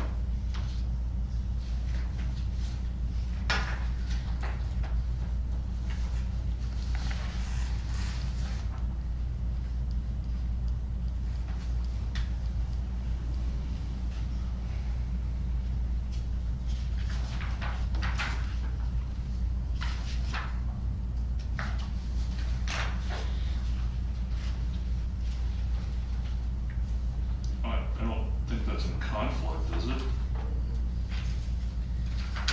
No, it'd be better clarified with this comment. Item 9.2 is where they can take it to planning commission for the extension. Yeah. Mike, are you thinking there's a conflict in that language? I don't think so. Okay. With the role of the village planner or building inspector being set forth in one, and then a limitation to a number of days, so there's 90 or some other number, 30 is currently discussed, and then the opportunity for a supervisory authority in sub 2, I think it's okay to me. Okay. So we made a motion and a second, so all in favor? I mean, we're gonna have an opportunity to look at it anyway after it's done drafting. So it's not like we're spending. 30 days and some defense comments, which you send out to me. Tom, we should ask that just so it's clarified. Thank you. Sure. So just to clarify, so we're gonna, the lawyer's gonna draft what we just changed and so you're gonna draft what we just offered to change and then we're gonna have one more time to review that before we set it in stone? Well, That then would be, board, that would be fine. Yeah, it'll come back to you next week or so, well in advance of the next planning commission. Sure. Meeting, and Ben's got some comments too, that will help me in getting closer to that. Sure. Appreciate it, thank you. Thank you. Okay, we're done with that? Tony, I'm glad I'm not the only tired guy who's confused. It's been a very long day, so. Anybody need a Red Bull coffee? Yes. Sorry. Okay, we'll move on to item 6, review, discussion, possible action on the request of applicant Timothy Kraut of American State Equipment. And this is a rezoning, so I think Mike would like to talk to this. Yeah, I will. This afternoon, I had a chance to look at the application. And typically, I wouldn't be particularly concerned because when you have a public hearing, there's people with comments. And you listen to those comments and then you incorporate some of those comments and come to some sort of conclusion. This didn't have a great deal of controversy associated with it. But nonetheless, as I looked at this afternoon, I called Lauren and made him aware of what my thoughts were, and then subsequently talked to both the planner and to Tim and Mary Claire and their group before the meeting. And here's where I'm coming from. You have, the village has great discretion on rezoning. No court is going to force you to zone a property in a particular way, or undo a zoning if you enact it. It goes back to the, not you, but the board, rather the village acting through its board. So it goes back to that old 10th grade American government stuff, whatever it was called, the separation of power stuff. Judges won't second guess legislative decisions. Once a property is zoned in a particular way, and there's an application for a conditional use permit, back in November of 2018, the legislature enacted a law at the instance of the Republican majority, right or wrong, but it said that when an applicant submits their information for a conditional use permit, they have to have substantial evidence to back it up. It can't be just it seems this is okay, or whatever. There has to be something objective that backs it up. Conversely, the community was required to use that same standard about substantial evidence. So one of the examples that's frequently given is, oh, this activity, if the rezoning and CUP is approved, they're gonna dig a well and it's gonna dry my well. Well, the courts had approved that as a basis for community denial. And Act 67 reverses that. You need substantial evidence. You need something that objectively supports the bases for approval, cut both ways, and denial. So if a property such as this one is rezoned, the discretions, the community's discretion are gone. The CUP is now subject to a set of objective standards, substantial evidence, and there's a potential that there's a disagreement as to whether or not substantial evidence exists, and you end up in the courtroom without the opportunity to no longer exercise discretion. When I looked at the application today, and there may be other thoughts too on it, but I'll now explain the things that caused me pause to hesitate based on my experience in these types of matters and based on what I believe the law to be.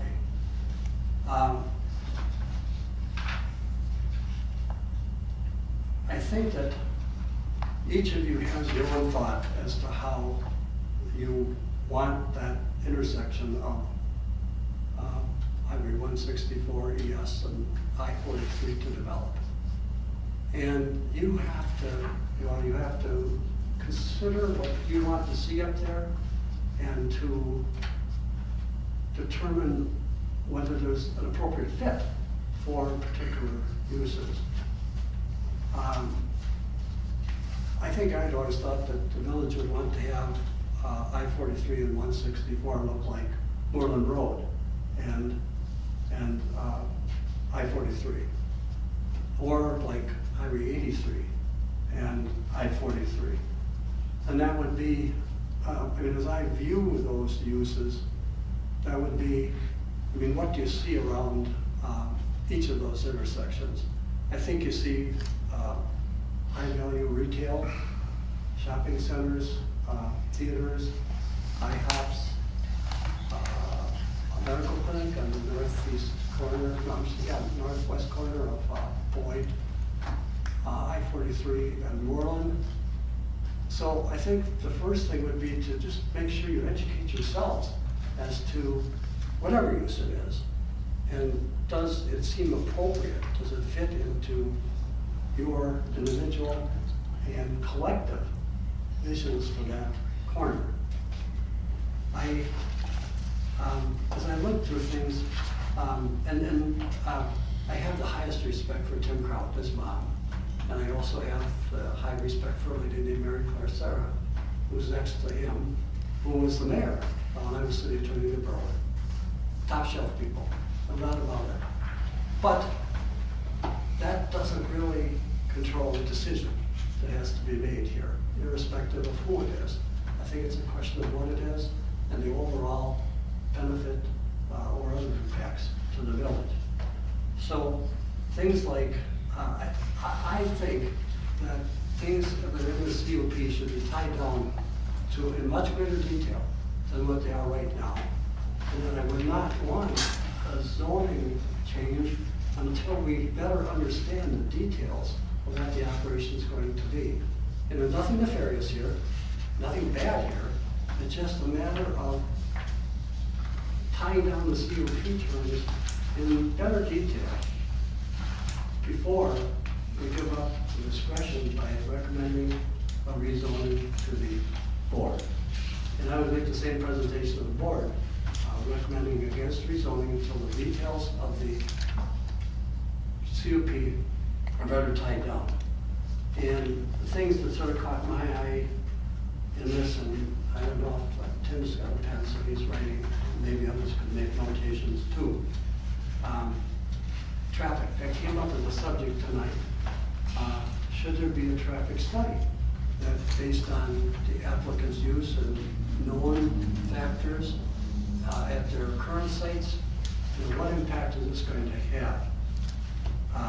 The hours of operation, they were tied down generally, but I don't know if that's specific. And there also was some language about in emergency situations, they could operate longer hours. You want to tie that down in greater detail. Things like site views. How is this going to look from I-43 and how is it going to look from ES? And as you recall, after many hours of years of difficulties, the Cation site was finally built and leveled.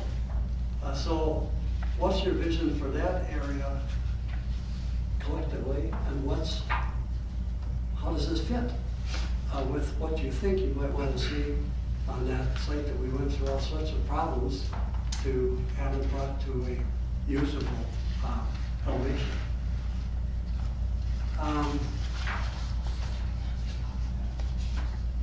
The applicant notes that there's the potential to increase the size of the storage yard. This is the quote.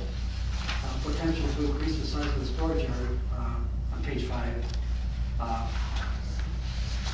Expanding the yard to east pending phase 1 environmental wetland delineation is subject to village planning commission approval.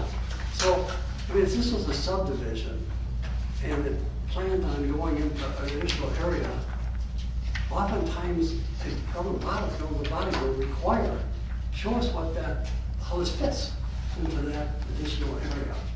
So I don't know when we're going to do it, but admittedly it's subject to planning commission approval. But conceptually, would you like to see how this would fit if it is indeed expanded as there's a potential to increase? We heard something about a display area tonight, and those are oftentimes items that have to be tied down. How big is it going to be? And what sort of things are going to be kept in it? And I do appreciate what Tim said, that during early stages of development, they don't want to spend a lot of money until they know that the horse has won the race. But sometimes you do have to spend money to get in the race. The grading plan, apparently the grading plan is going to affect all 3 sites, as I understood Tim to explain tonight. And I think then you have to see that grading plan, and the engineers have to look at it and understand what all that future potential is. Tim and I talked a little bit about landscaping plan, and there isn't one, but I've also been involved in battles over landscaping plans, so I would just think that better tied down now than at some future date where it could lead to a problem. But it says on page 7 that the goal of the final lighting plan would be such and such. Well, it's a goal, but how do we get to that goal? What type of lights are they going to be? Those are all parts of what a CUP is going to have in it. And the discussion with Mr. Peterson tonight dealt with lights. You should know in advance what they're going to be.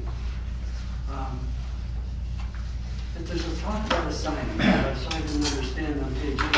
But again, it makes the point that we need more detail here before you can intelligently come to a conclusion.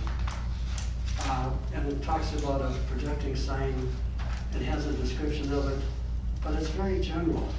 And I wouldn't want to, for both the benefit of the applicant and for the benefit of the decision makers, they should have more information and a CUP that really has reached the point of including those things.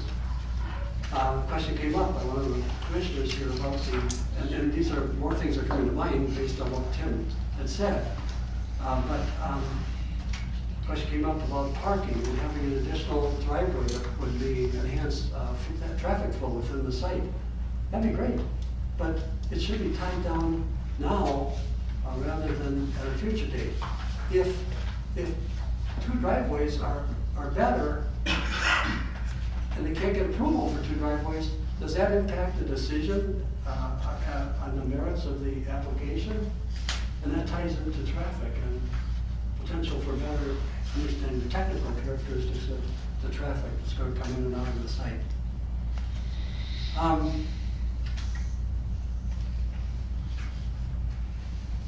The hours of operation are identified as being typical, but there is, and I appreciate the candidness of the applicant, that they offer 24-hour, 7-day-a-week emergency service, and it occurs at the customer site. So maybe it's not a problem, but again, would it be made clear in this CUP that there's only going to be operation during the hours that are approved? And it's rhetorical, I'm just saying this for Tim's benefit rather than asking for a response.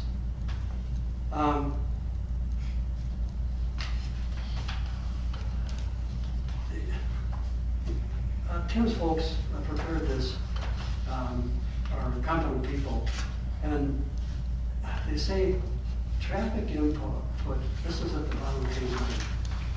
The traffic input from our daily inbound and outbound loads is a challenge we embrace with determination and foresight. By integrating smart scheduling, efficient traffic flow management, and proactive community engagement, we minimize disruptions while maintaining the flow of our operations. Well, that's making another point that traffic is an issue and an effort is going to be made to minimize disruptions, but that should be quantified. We should know from a traffic study, at least in my view, the instance is something that the applicant characterizes as a challenge. I think he's gonna have a very tough time quantifying that too, with the whole reconstruction of that intersection coming up in 2025. Well, that could be, but I don't know the answer. 164 ES and 43 are all getting redone. Wasn't there a traffic study done for Acacia? Correct. Yeah, but that was years ago, and that didn't take into account any of the new traffic flow. Well, I'm saying But there you're might right, be, it was. or there might be answers to some of these questions, but I'm just posing the questions. And maybe it's not necessary to look deeper into something that the applicant themselves identifies as a challenge. But I'm not sure everybody would feel the same way. And then, well, I think,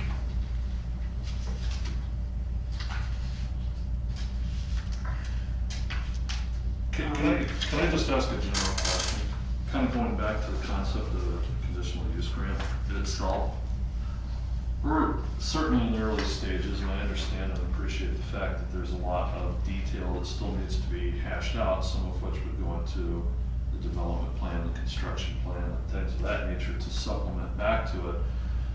At this stage of a CUG, are all those details, I mean, I'm assuming before we issue a CUG that we have to have all those details?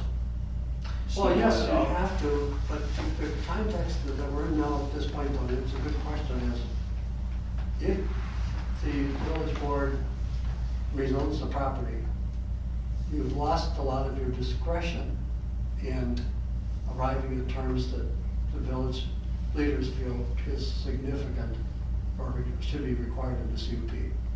So once you rezone, the CUP is subject to objective standards. If you're not satisfied with those objective standards in advance, you don't rezone. Yeah. Rezone is discretionary, so once you act, and I would say the same thing to the board, covering my bottom side, to be honest with you, that if you rezone, you've lost the discretion and the CUP, you're subject to a substantial evidence standard that's resolved oftentimes in a court. I can't say that any plainer than that. Okay, so basically you're saying to substantiate us to make the rezoning, looking at the first thing we have to do, we need to have a substantial CUG that would address everything down to the minute detail so that we can objectively know that there's more evidence that they're going to continue in this pathway before we want to bump it from a B3 to a B4, because once we make that commitment, then we're stuck in B4 instead of a B3. I guess I'm not understanding where the complete risk here. It's not, I'm trying to understand it, and this is, you know, this is a lot of information to digest in a short amount of time. I want to speak to that for myself at least, and I'm sure other people probably have multitudes of questions as well, but I'm just trying to understand where that risk comes from. I understand the other risk that we have is if we don't grant the B4, then it's basically a dead deal. I'm assuming, unless they can come back within their due diligence time period before November 5th with a whole lot of additional information to substantiate the cause, come back in front of us, we risk losing the potential for being able to discuss further, and they may back away from the commitment, from what they want to do. Well- Am I looking at that correct? That's our two choices? Well- Tonight, either we grant it B3 or B4, or, Yeah, I disagree with one thing. okay. And you're suggesting that they have to come back and with minute detail. I don't think that's correct. Okay. I think that they have to at least address what I believe to be significant issues and provide answers that are acceptable to the planning commission as a group and ultimately to the board. So my first, I'm just gonna concentrate on the traffic flow study. The traffic flow study is normally done over how long a period of time? How long, if I say I want a traffic study done today, it starts tomorrow, when is that going to? That's what I asked my traffic engineer. But yeah, are you Months, talking I about, assume, yeah, right? months At to least gather months. the data? Yeah, just to gather it, to actually put a traffic study together, Yeah. produce it back Gather the for data and analyze it. months, a year, Months, possibly? 3 months. Yeah, I mean, right there, we're out of our time zone. So if we require an actual traffic study to be done, then we might as well say we can't do our due diligence by November 5th to be able to approve this. I'd like to make a comment to that, because if you have a B3 and what you're talking about, what's, other intersections, other interchanges, some of those retail areas have way more traffic than what I think they're proposing. So the idea of a traffic study, I understand the need, the warrant for it, but there's, the B4 zoning, I don't think would create any more traffic than a B3 if it was a heavy retail. So I personally don't see that being a significant impact on this site. I'm just using that. Yeah, no, that's just, I want to make a comment to that, because it just seems to me that, the change in use from the B3 to B4 wouldn't, to me, be a significant impact to the traffic. Mike, you had stated that, based on giving up your discretion on this, that it could end up in some type of a court battle, correct? Well, it could be. I was just kind of wondering, like, what does that look like? Does that look like the village, like, are they taking us to court, or is someone who's against the rezoning taking the village to court? Or, like, how do we get in trouble that we end up in a situation where we're fighting this in some kind of courtroom? Good question. Let me open it up a little bit. I guess the question is, do you want more detail in the CUP format before you make a recommendation relative to the rezoning? I have an answer to that, but you have to answer that question.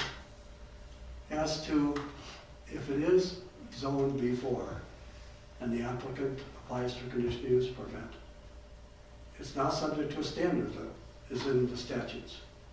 And that is they have to provide substantial evidence for what they're requesting, and the reasons for approval or denial have to meet that same standard. That would ultimately be determined by a judge.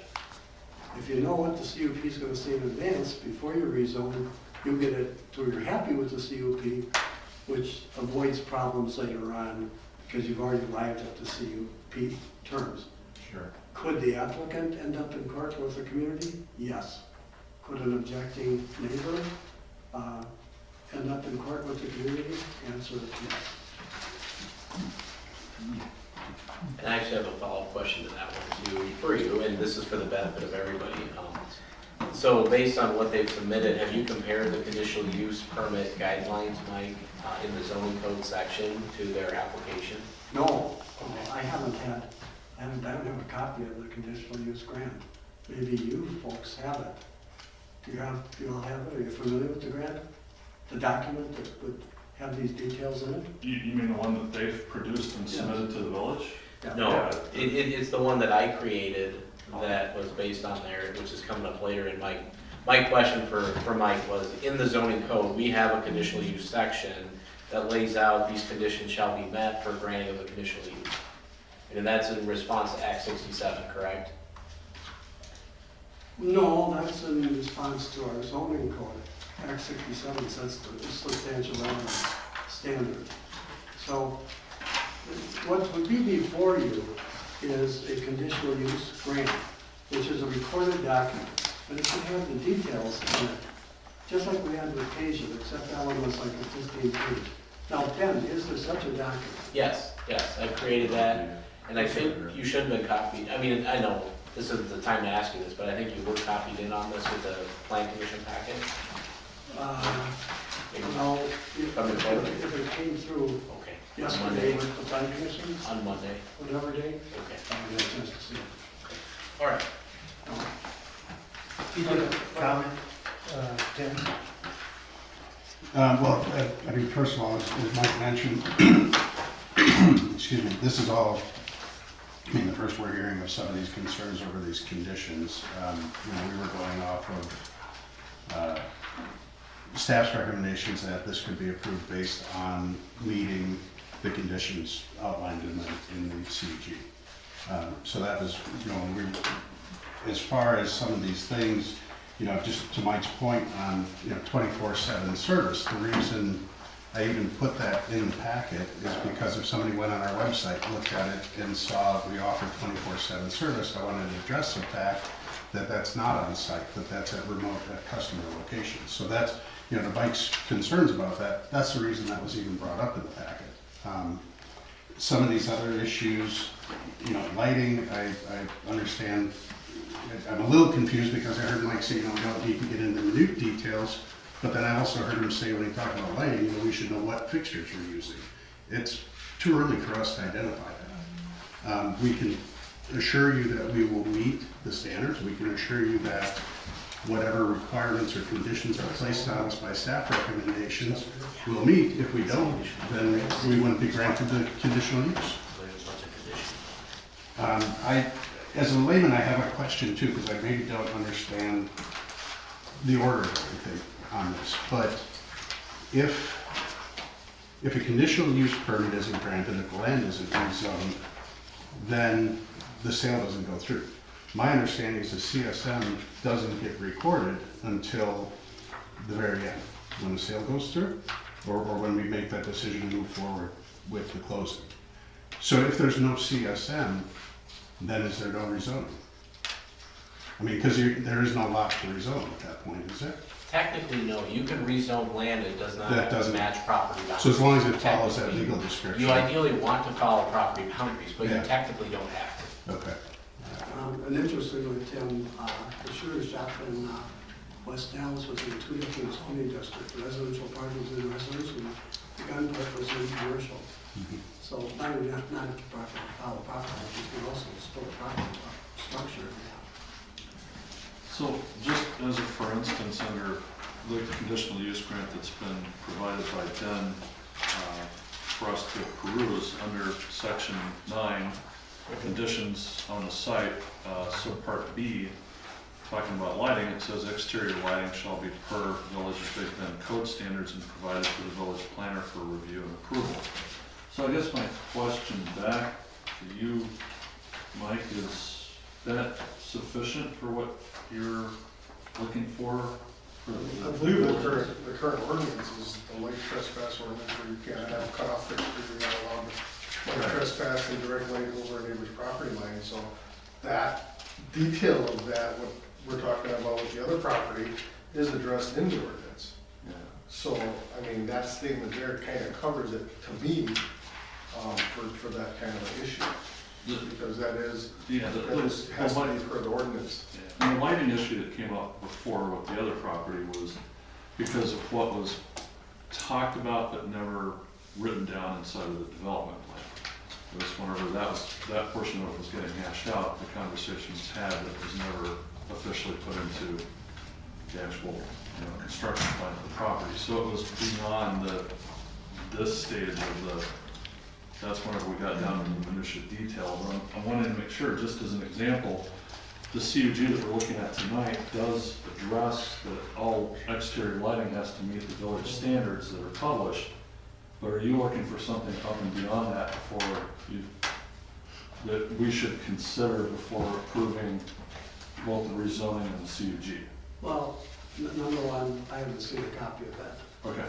Number two, I'm trying to alert you to things that I believe to be of significant concern that I'm hoping get resolved before the zoning occurs. So I provided you with everything that I can think of that I think should be tied down to greater detail. And for the minutes, I'm saying that I would recommend that the rezoning and CUP be tabled until we have the details tied down to include at least what I've identified as being things that I think need more detail. And it's not to pick out an isolated example of lights or repairs being done outside the site. Those things I mentioned I thought were significant enough to merit consideration and further detail before action is taken. Tim, just real quick question. So when your business started looking for a potential site to build on, and you guys identified this property, I'm assuming that you guys initially checked into it and you're like, hey, this thing is zone B3. Yeah. And was your plan all along to have us try to get it rezoned to B4, or were you initially looking to see if your operation would fit underneath the B3 guidelines? Our initial inquiry, so I think when we first looked at the property, learned that it was zone B3, I spoke with them, and then that's when we determined we'd have to pursue the rezoning. That because of the use, we would have to go to B4. Initially we thought maybe there's a possibility you could fall within one of those descriptions within B3. Sure. But as we looked at it more carefully, it would have to go to that B4 zoning with the conditional use associated for our type of operations. Sure. So the property to the west is in Vernon, and that's zoned B4, I believe. It's commercial, I don't know what. Yeah, I believe it's similar use property. Yeah, This property that they're looking to rezone is on the most western side of our line boundary, our village boundary. So everything that would be closer into the intersection is not being rezoned at this time. I appreciate the concerns, and I think some of your concerns would probably be alleviated by looking at the CUG that's been produced by Ben. I'm wondering if we do table this so that you have a chance to look at it, and between the two, you can come up and say of any concerns between the CUG that's presented. And I know you have some comments already, but more so from you, Attorney Schober. If we allow a tabling of this so that you have time to do that and produce some of the concerns and see what is caught here and what's not, where we may have deficiencies, is that going to allow enough time for you to do the rest of your diligence within your time period of November 5th? It's going to be very tight. It's going to start, yeah. It's going to put us right up against, I think one thing, potentially we could ask is if you consider tabling it now, would there be consideration of a special plan commission meeting? That I was just gonna say, once you have an opportunity to review the document, and if your concerns are alleviated, do we bring in enough to have a quorum to talk about it? Because it's a difficult situation, because he's the attorney, and if we make the decision and then it goes downhill some way, somehow, Mike is gonna look at us and say, I told you guys, you just didn't listen to me. But I was not a huge fan of how we rezoned Hastings with very little notice. So we rezoned that like that. And it certainly didn't have, yeah, even a tenth of the information that we have in Correct, France now. and that's why, I mean, I wouldn't be against if you had an opportunity to review the, like you had said, you hadn't had a chance to see that draft. I think if your concerns are met, and I think it's in the best interest of the village to try to bring business in, because I think it does, just driving by there every day like I do, I think that the business would be a good fit there, because you have Hydro X there already, which is like a vacuum, kind of like a heavy duty trucking type of a business building. And then you have what, I don't know who owns it next to it, but obviously they have. He's a contractor, he does concrete They, walls. yeah, they've got a bunch of quad axle dump trucks and parking and kind of a similar business, you know, so. I think it would be a good fit there because you kind of got 1, 2, 3. Construction, heavy duty construction. If you, I don't know, have you seen the Hydro X vac trucks that they run out of the one business there? They're very large. I mean, they're pretty big trucks, so. Well, I guess my question, Mike, starting with you, if we give it a couple of weeks, would that allow enough time for you to delve into the rest of the information? Yeah, I think so. I think it would be Ben and I working with the applicant, identifying what we want, and then responding with as much as time would allow, knowing that the better the detail, the more likely it is to be able to intelligently consider what they're requesting. So, could we turn it around in 2 weeks? I mean, I think my answer is yes. I know the applicant would be willing to move as quickly as possible, and then. You know, can I provide a final architectural drawing in 2 weeks? No.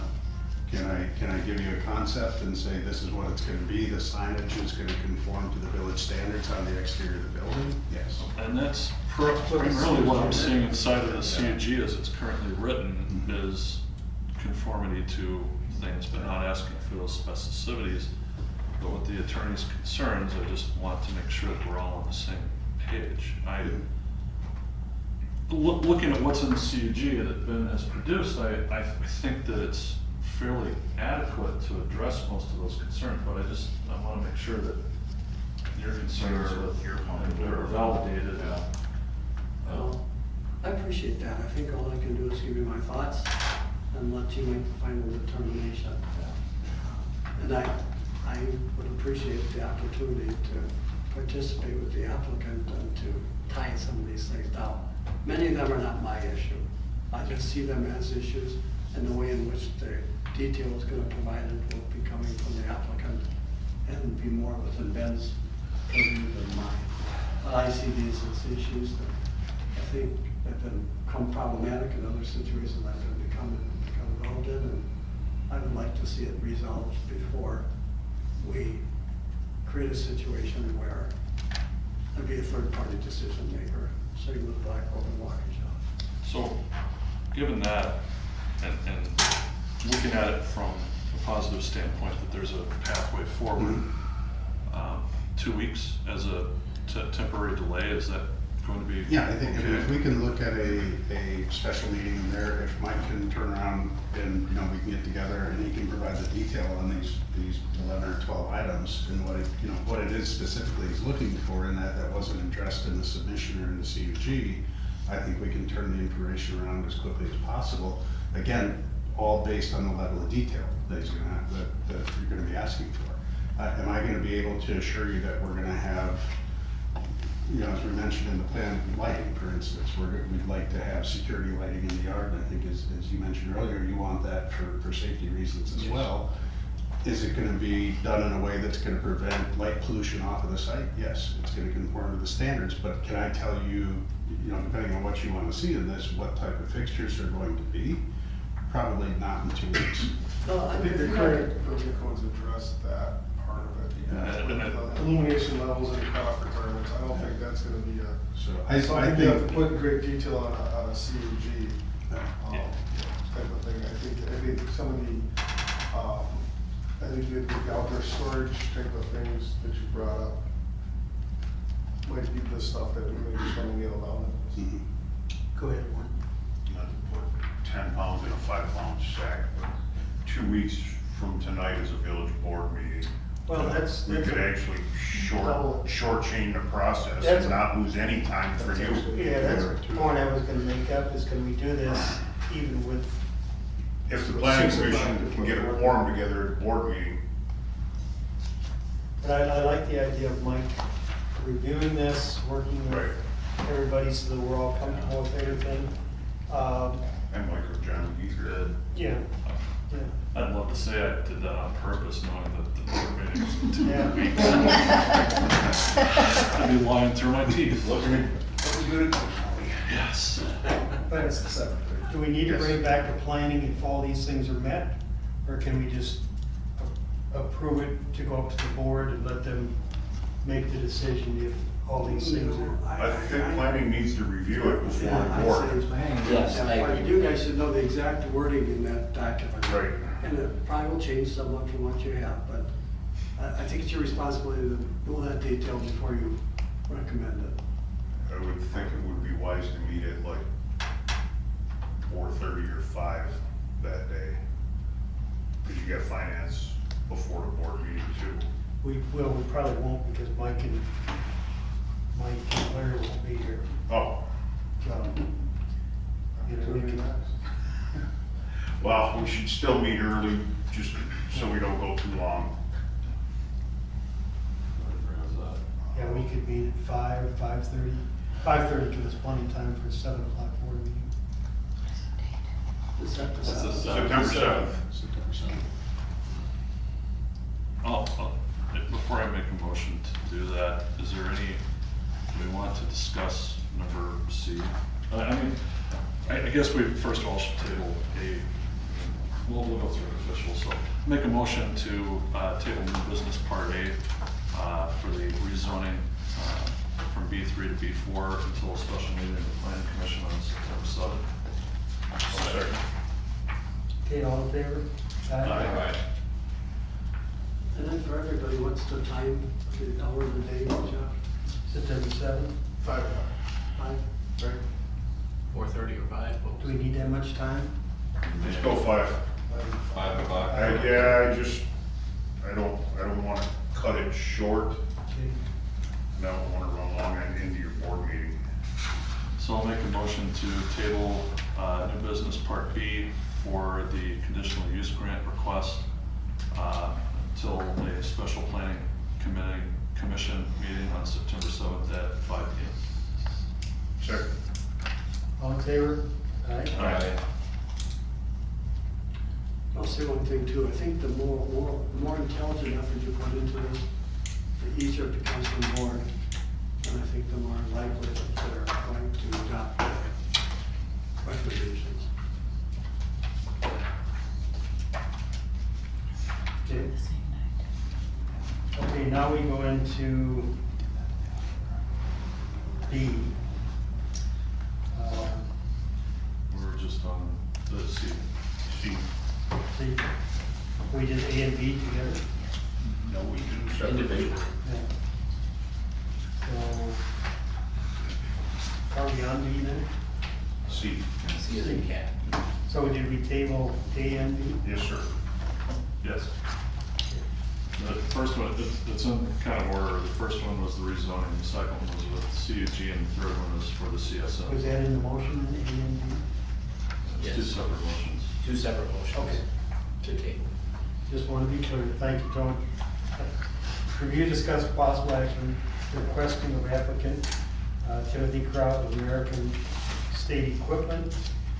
And this would be for survey map, creating 3 lots on the current vacant land located at such and such.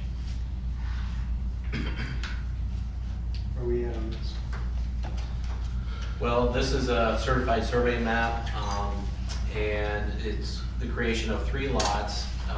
Each of the lots in the current B3 zoning or the requested B4 zoning would meet the requirements. I know he was envisioning a B4 zoning designation for, is that lot 3, I believe, is what we're calling it on the certified survey map. And the other lots would remain as the B3 designation, which they currently are, All 3 lots would conform to the current B3, so technically you don't need a rezoning to approve the CSM. So if you so choose, you can review and recommend based on my staff summary I presented as well, which talks briefly about access onto ES, and I know Naomi can go into more detail too, but again, it's kind of relating to any development that is gonna occur. You know, where the driveways are at, are they gonna be a shared access? That's to be determined, unfortunately, until something comes forward and he puts a little more due diligence into it. However, he is tied to whatever standards the county would put on that, he understands that. Do we want to take and deal with this, or we want to wait until we? I think this can get approved. What if this doesn't happen? They don't have to record it. Right, yeah. It's up to the owner to follow suit. Sorry, to interrupt. Yeah. I mean, this is just to approve the subdividing of the lot. And if the deal doesn't go through, it just doesn't get recorded and it stays as is. If we haven't changed the zoning, it's all still zoned the same. Correct. Should be potentially 3B3 lots. Yeah, instead of one. If you're saying, if the rezoning for some reason doesn't go through, if this isn't gonna be recorded, I don't think that's correct. I think it's a standalone request. If it is a standalone request, then it's not an affirmative, as I can see on the corner of my eye. So, to me, they're all part of the same package. And it doesn't hurt at all, I think, to lay that also, make the decision on the big topics and then take this one up. It doesn't change the time, because this is immediately before the board meeting, so all of these can come back if they all fall in place. So I would suggest that we table too. Any concerns? I'll defer to you on it.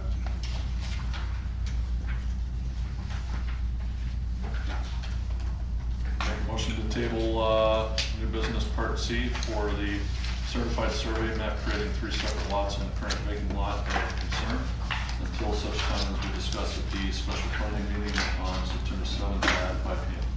Second. All in favor? Aye. Aye.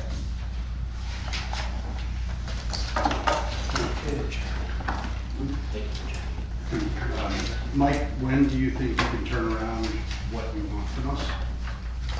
I want somebody else. Okay, that'd be great. No, I think that,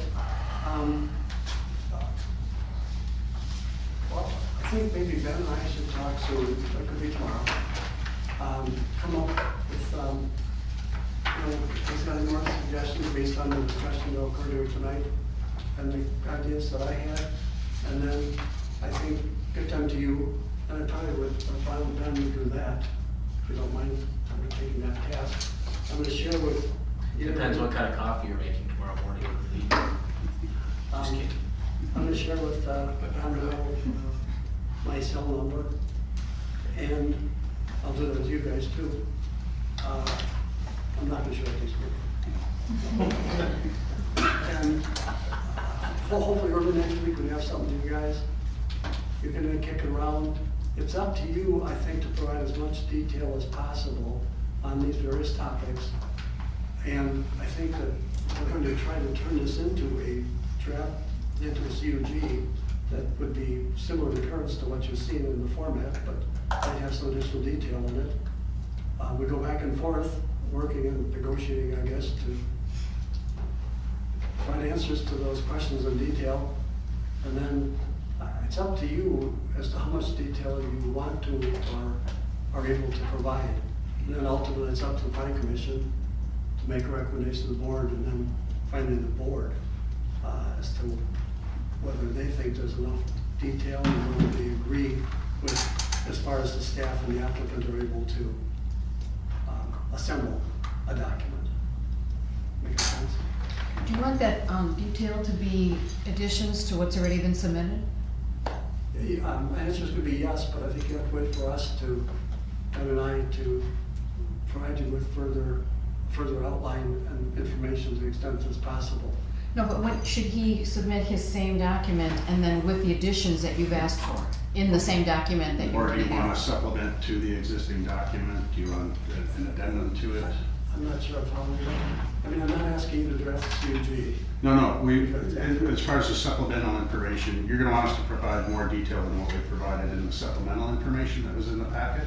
So do you want us to just revise that current document? Do you want us to No, just I provide don't- a I don't supplemental want to- document No, to you it? don't have to resubmit the whole thing again. Just supplement it in the ways that, and I think that's appropriate. Okay. I Okay, think, so- I mean, and so if you can provide maybe just, you know, a bullet point list, we can provide a response to, you know, item A, item B, item C, item D, whatever they may be. Okay. And some of them you may not be able to respond to. And you're just gonna have to say, no, we can't do it, we don't have enough time to do it. And then it's gonna be up to this group and ultimately to the board to determine whether that is essential and whether that hampers their ability to act. And I guess, I mean, that's kind of what we thought we did in what we submitted in saying, you know, to some of these things that you raised, that we would, at the end of the day, meet the village standards. Well, I'll say yes, but there are topics that came up tonight that we think have to be addressed. Okay. And we'll let you know what those are, and make it as easy as possible. It's up to you to determine time and money, how much money it's gonna be to invest in some of, getting more detail to some of these responses. But I think I can provide a list of what I think are the concerns. That's gonna be up to you to provide the detail. That's up to this group, and I think the board to decide whether it's sufficient for them to act intelligently.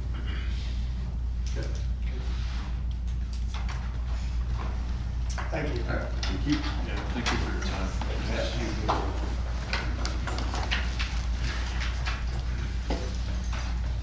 Okay, I can make a call.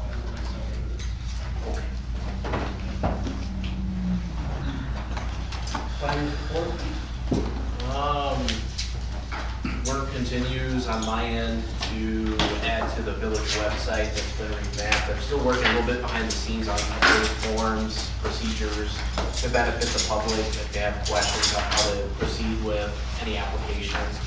So, and I kind of foresee too, like information maybe on the lot forthcoming, but we'll get there. Fire inspector? Okay, we have an action on 8 in conjunction with the police and fire department. Total success, we had a lot of people this year, more so than we ever had, so that was pretty good. Fire inspections are in the second half, are starting already, and we'll continue to have over the end of the year, and that's all I got. Okay, any questions for either one of these? Alan? Building inspector, nothing, engineer? Sure, I have one report, I just kind of wrote it down because I want to remember the dates, but on August 8th, Wisconsin DNR hydrogeologists from Waste and Materials Management, David Bussard and Jim Delbridge requested a meeting to discuss inspection of the Vernon landfill site. They had been out there for their role with Wisconsin DNR. And they were completing their inspection report and considering making the request of the site owner to perform additional work such as tree removal and mowing. That's pretty much all they offered up. Wisconsin DNR wanted to give the village a heads up before finalizing the request. President Goodman was unable to attend, so myself, Travis Peterson of Kapoor, and Trustee Howdy Shell attended the meeting with Wisconsin DNR, virtual meeting on August 10th. We basically got them up to speed on background information on the site, including conversations that we had with Joe Martinez, the Wisconsin DNR, I guess, contact we've had discussions with, but he's in the remediation and redevelopment program. So it was an interesting conversation because the two gentlemen from Wisconsin DNR that had been on site and were making the recommendations seemed to have no background information on the site. And so they were going to get together with Joe Martinez and see from his perspective what they were gonna require the property owner to do as some maintenance issues, I guess. We discussed with DNR the village's concerns with possible spreading of surface contamination throughout the site. And they indicated that they would keep the village informed of any final reports or work requested I to date have had no further communication from them. So I asked them to copy me, and then I would distribute it to the village, but I have not heard from them. I don't know if you've seen anything from them recently? I'm just wondering what, what kind of conflict we're gonna have here due to what we said you can't do and what they may want done. I know there's a lot of problems over there and confusion over there. So, My impression, I haven't seen their report, but my impression was that they were really gonna rethink any requests that they had for that site. The two individuals from the waste division look at it from the standpoint of being an old landfill, and you have to maintain the appearance of a landfill that has not been recreated into another usable property. So it can't just be abandoned and let things grow, and you have to maintain the surface integrity, and that includes if it has any type of trees, brush, anything else where the roots can pierce down and potentially affect a cap or anything else that may be on the surface of that landfill and allow rainwater to penetrate or other materials to penetrate. Things like that have to be removed. And they haven't done an inspection on site in years and years. Some of the trees that they had concerns about that were still on property, even though the landowner had removed the trees several years ago, some of them that they had concern about were fully matured trees. So it's been a while, or not fully matured, but bigger, not just saplings, been there for a while. So they didn't know of other concerns with that site, didn't know that it was still an active environmental and waste, hazardous waste site. So they need to kind of bridge that gap internally in the DNR so they can make a determination how to move forward. They were just looking at it from a spatial standpoint and not necessarily a deeper issue of what may be going on. didn't you send something on that about trees and mowing and? That's what they wanted to do, was have it to keep it mown, to keep brush and that type of stuff off of it, because of the integrity of the site has to be kept until it's repurposed. Yeah, we discussed the current erosion control permit that we have on the site for the restoration plan. We discussed the violation issues that we've been working with on that site. So we pretty much laid out how we've been trying to manage it, I guess, for lack of a better word. And so my impression was they really felt like they opened up a hornet's nest and they wanted to gather some more information before they made a decision. And we haven't heard anything since. So where are we at with all that? It's still kind of laying there, nothing happening, right? I got a kind of dumb question. Did we not tell Jamin he wasn't supposed to drive on that property at all, including mowing the lawn? Yeah. Well, yeah, that's And now what we're telling him to mow the lawn? No, we are. No, DNR is, Oh, right. yeah, so that's. I don't know, in Jamin's defense, I don't think that he probably ever knew that he had to maintain that site in any given fashion, because. Well, village ordinance, noxious weeds, stuff like that. Yeah, but Yeah. from the DNR standpoint. Right. Yeah, we did, we basically said, don't go in there until Yeah. you can delineate if there's surface contamination anywhere in there, because we found it, the one place they disturbed, and we know they disturbed the surface.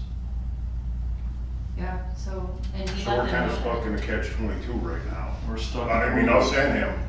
We're stuck, I'll say right to stand, we're stuck with the Wisconsin Department of Natural Resources right Yeah. now. That's where it's at. I guess back to my question, tomorrow. Yeah. where are we at? Michelle would like to What are we gonna do? work with you. What are we gonna do? Yeah, And what respect?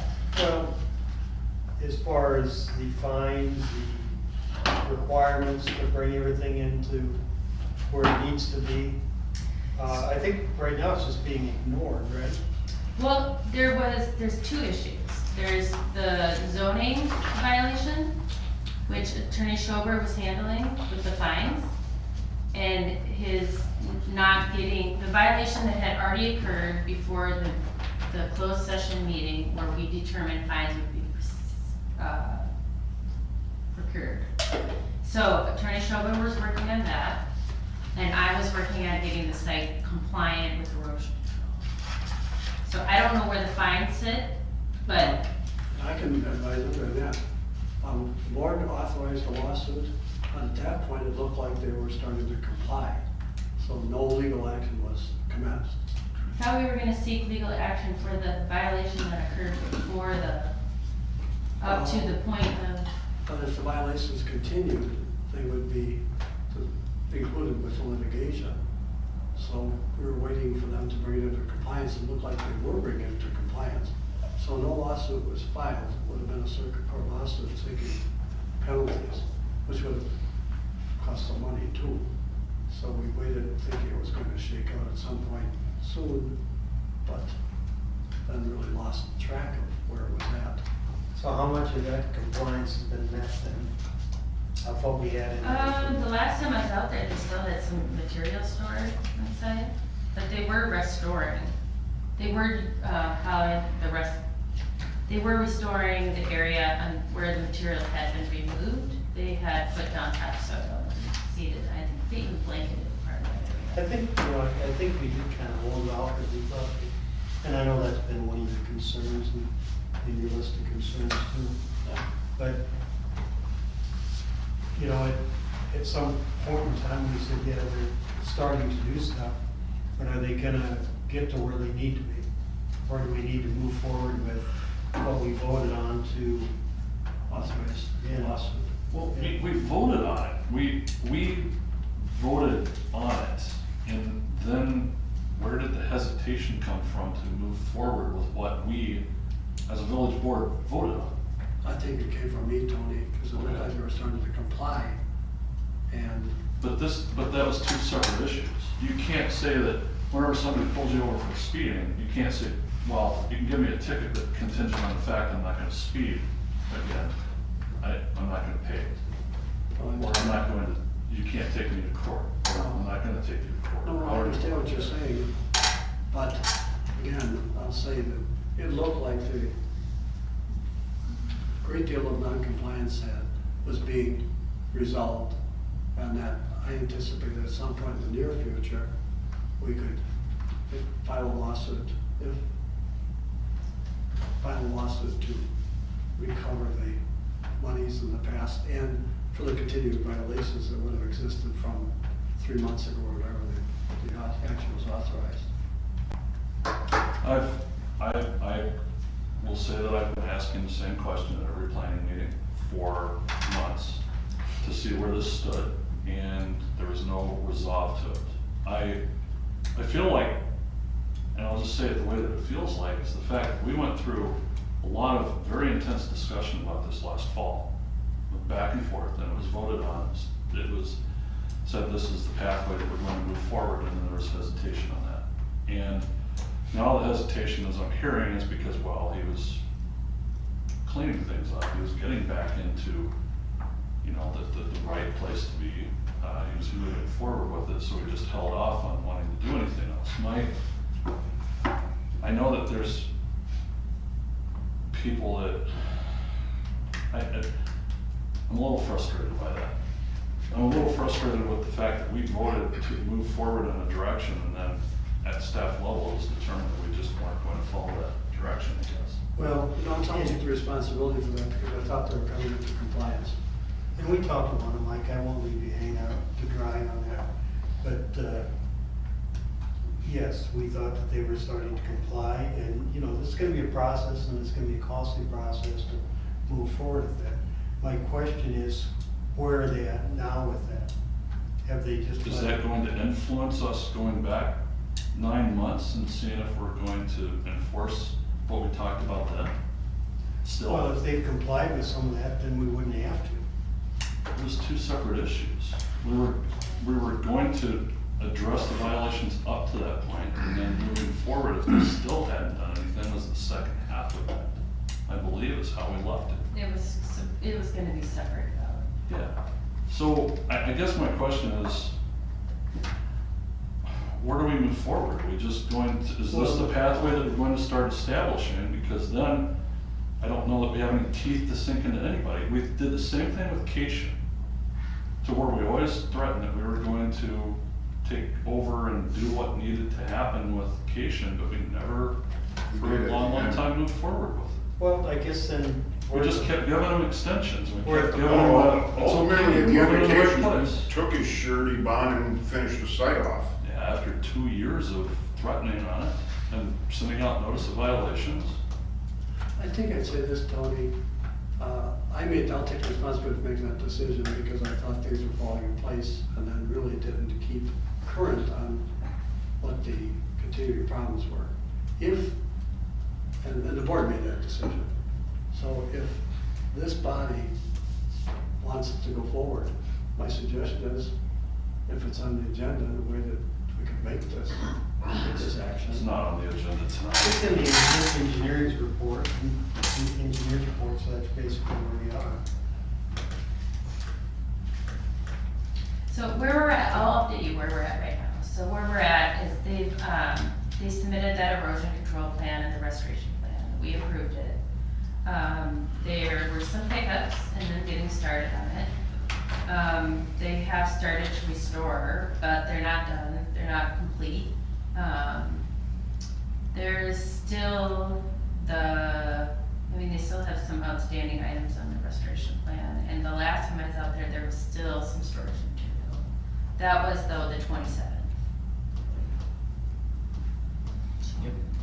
Which is October, November, December, January, February, March, April, May, June, July. 10 months. 10 months. From what I remember, they were gonna use that in their construction of different things this summer, so. He did say he hasn't heard from us. I'm sure he's like, where is he gonna? I tend to agree with that concern. I mean, have we communicated with them over the summer about these things? I guess I would go back, we didn't defend anything whenever we talked about it before on the other subject of the site next door, the condo site. Have we communicated properly back? Do we have that record of intent? Emails? Oh, yeah. Anything? Oh, yeah. I mean, So I don't what he think, said was not correct, that we haven't communicated with him since spring. since spring, I probably issued the erosion control, I issued the restoration plan, I think, in spring. I have to check my dates on that.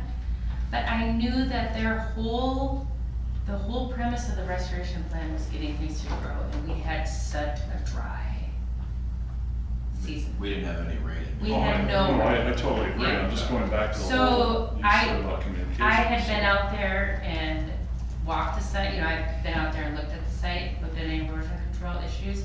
I did have a conversation with him about the construction fence, because that was not up and they had been doing some work. So I have record of that, I don't recall when that was.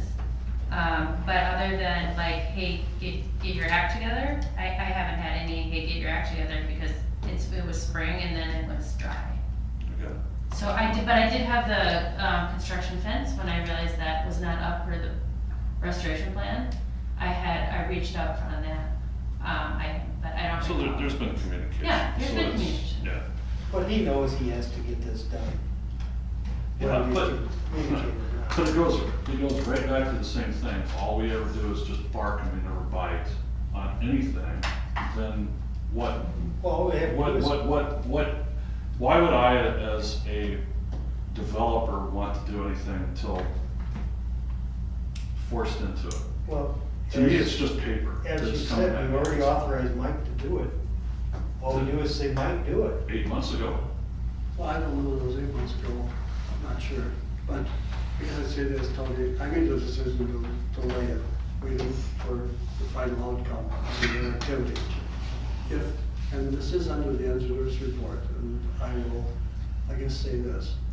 The topic's a live topic for discussion, I think it's relevant to the fact of what was in the engineer's report, so I think we could talk about it. Would the board, and this just to help me, just correct, would this board want to file a lawsuit? would be the recommendation of this board. Maybe somebody makes a motion? Well, I thought we already did that at the actual board level, like 8 months ago. Well, but I didn't move on it. Okay. Does this board want to Oh, so instruct? now we should go back and ask again. I think that the reason why is because I think, I guess unless I'm misunderstanding it, but I think that the real reason it kind of maybe it comes down to is that all these things do cost the village funds. And I think if you felt, you're like, hey, we've had enough, we gotta do something with this guy, he's just not learning. And then we're gonna draft this up, and we're gonna spend the money, and we're gonna get a lawsuit, and it can get ugly, and he gets his lawyers involved, and I'm gonna fight and dig my heels in, and it ends up costing us a ton of money. And then if you've seen that they're starting to come into compliance, maybe we just pump the brakes a little bit. I mean, I think we could have communicated that a little bit better, but I mean, is that kind of the gist of what's going on here? Or? Well, that's part of it. Yeah, that's part of it. And I agree with that. Yeah. I'm just trying to I know it understand sounds it. like it's coming from me personally, but it's honestly coming from people that are asking me these questions. It's other people that are going, hey, what gives? I thought that was gonna get resolved over there. It doesn't look like it's resolved. They're still doing this, they're still doing that. And it's honestly people from around the community that sees that, and they're asking, and that's why I've very politely asked every time, and now Mike, we have you here, and I don't mean to jump at you, it's just I'm trying to understand where that is, so that I can take that back to the people that are continuing to ask these questions. And I just, if it's, Tom, I completely understand that. Yeah. I just need to, and I think that we're reasonable in starting to kind of, beat the proverbial horse here, but I kind of get a better idea of where it's at. Well, back to the question, do you want Mike to move forward with the lawsuit? Do you want Naomi to go back and review everything that was required and say, this is it, get it done by whatever? I was saying, you're not gonna like this one, but do we give him another drop dead date, or give him a drop dead date to get it all done, or you're getting a lawsuit, end of story? Because we gave him dates, and this here, it's like, we're in September, he either finishes this up before the snow flies here, if we give him another date, and then there's no doubt we just do it. Or do you want Mike to just do it right now? I'm not going to give an opinion on that, because I think that it needs to go back and be revisited and take a look at what decisions were made by the board, and like you said, go back and take a look at some of the notes from both planning and the board and the discussions on it, so that we can have I don't remember everything we did 8 months ago. I think the decision by the board was to file the lawsuit. I recall it was on our agenda, but it went to the board. I went to the board in closed session, and the board authorized, and I just leave this out straightforwardly, the board authorized a lawsuit to collect the monies. And at that point, and I thought this was like back in March, and maybe I'm wrong on that, but they authorized a lawsuit. And at that point, it seemed like they'd gotten somewhat of a message, and that the biggest things that were problematic had been addressed. And then I just kind of lost track of it. I don't know what happened after that, but I didn't hear anything, so I thought everything was going well. And that we were on the right track, and as I looked at the cost of proceeding with the lawsuit, and the staff time it would take and the expense, which we don't fully recover in the court action, I just delayed it. But if this group would, if there's a consensus of this group that we go forward with it, I'll go forward with it at this point. What kind of cost are we looking at, Mike? Ballpark. Well, it's hard. I mean, what's the ultimate expense in Ukraine? It's really hard to say, because it depends on what resistance you get on the other side. I could foresee a great deal of resistance from the other side, and the personalities of the operator are such that I think, for starters, probably $7,000 to $10,000, and I don't know where it goes from there. But it could well be the tens of thousands of I dollars think- depending on existence. I it's just my opinion, but I just think ultimately, what is the goal? The goal is to get them to clean it up, right? And we just gotta figure out how to enforce that. And if you're working with them, and maybe we get an update by the next planning report to see where we're at. I'll bring some pictures at the next planning report. Well, So everyone you can- kind of have a ballpark of where we're at Yeah, with, we're now. what's the goal? Get there, be done, save us 10 grand, you know? Can't you just issue them a citation? Well, that could be done. It's I mean, gonna go, it but just- here's the problem with that. And with the prior municipal court, I guess my answer would become different. I think it would go through it, but there's a right to appeal within 10 days of the adverse decision, that goes to circuit court. So they, as attorney had already said, and I would expect it, they're going to circuit court. So one way or the other, we get to that level immediately.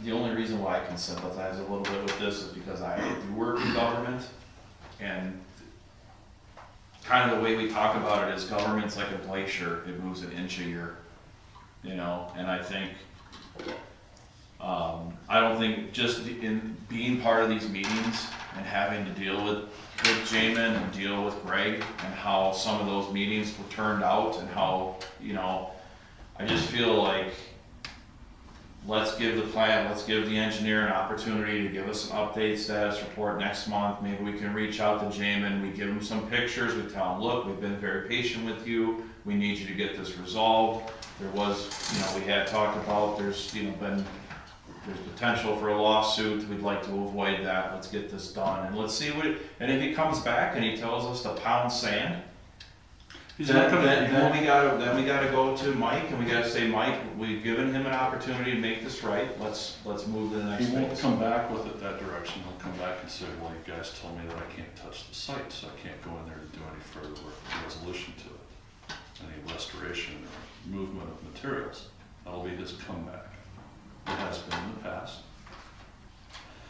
There was a plan that was to put together for being able to go in and get that, right? He has a restoration plan. Right, exactly, which, And there's no like expiration date on the permit. yeah. I mean, as long as there's no erosion, you know, would be the issue, but they have, I think the thing would be is if he still has stored materials out there. I'm moving away with this comment from just that particular site. We need to make a determination as a planning commission and as a board whether we're going to stick with the decisions that we make or if we're going to pick and choose whenever we decide to be lenient on those decisions. We have through time, even before the existence of most people at this table, if you go back and make discovery on things, both the planning commission and the board have been able to make just handshake agreements on the side and allow contractors, developers to do whatever they want. There's numerous different examples of that. Jeff, your subdivision and the lack of your final asphalt in there is a perfect example of that. That still remains as a huge expense back to this village. So that's where I'm concerned. We're looking at an $8 to $10 million investment on a property. We're starting to look at things that's not in hundreds of thousands of dollars worth of investment, or even in a few $1 million. We're starting now to look at $8 and $10 million investments. So I get the fact on the front side that we're looking at all of the minute details to make sure that we're resolute in our decision to do the rezoning and so forth, but whenever it comes to enforcement action on the backside, where are we at? How are we going to move forward as a village? It's a philosophical question. I'm not looking for an answer tonight, but we all have to ask ourselves, how do we do this? Well, I think the planning in the village is probably doing a better job now than it has. I totally agree with that. But Um, we kind of make move forward and then we kind of slide back a little bit on certain things. I think Mike's been pretty upfront and honest with us though, that he is taking ownership of the fact that he decided to pump the brakes on it because he felt like they Oh, were I- in compliance. oh, I really we- appreciate that. We can't change anything now, you know, what's done is done, all we can do is say, what's the end goal, let's get them into compliance. I don't like having them come here and fight with us any more than you do, I get that they have their business interests. We've talked a little bit, ever since I've joined this board, I've always been, like, you gotta set precedents, right? So we don't wanna say things and do things and pass things and then not follow through on them. But I do feel like at this point, let's let Naomi do what she does best. Let's get a report, let's get it back, we'll put it on next month's agenda. If Jamin has to come here and explain what's going on, and if he gives us the runaround, and he tells us to pound sand, and we've got the backing of the engineer and Mike, you know, then I say then we move forward, you know, so. I appreciate the honesty. You know, I- and I'll take I ownership really with this appreciate with that, Mike, too. because we did communicate. But like Mike told us a long time ago, or when I first came around here, is we're moving from a good old boys town club type thing into the era of what big cities and other villages actually do, is they work off of what they should and what they do. And I think it's still a slow process of getting there. And I agree with Tony too, I do, although this time I'm the one that's sort of the bad guy for deciding to wait to see what the results were of the efforts to gain compliance, which is the main goal, not necessarily to punish somebody, but to get a result. And I agree completely with what Tony has said. And oddly enough, an example of that came up earlier tonight, where there's an application to do something, and there seems to be less than the required amount of effort put into analyzing all of the impacts of this kind of a development. And the speed with which this is moving forward is incredible compared to other communities. There's nobody else here who could, maybe you could, Ben, but if you did this in another community, it would probably take 46 months to get this kind of proposal reviewed at all levels. And it would go to safety, and it would go to everybody else. Development committee review or. Fire and everybody else. So, I mean, I agree completely with you, Tony, when I said what Jeff said, that it is a community that's changing, the board is changing. There now appears to be more new people on the board than the old people, the old timers, who look at things differently, and nobody is necessarily bad or good, but it's just a change in the perspective of the people, the way things should run. And I gotta be honest with you too, I mean,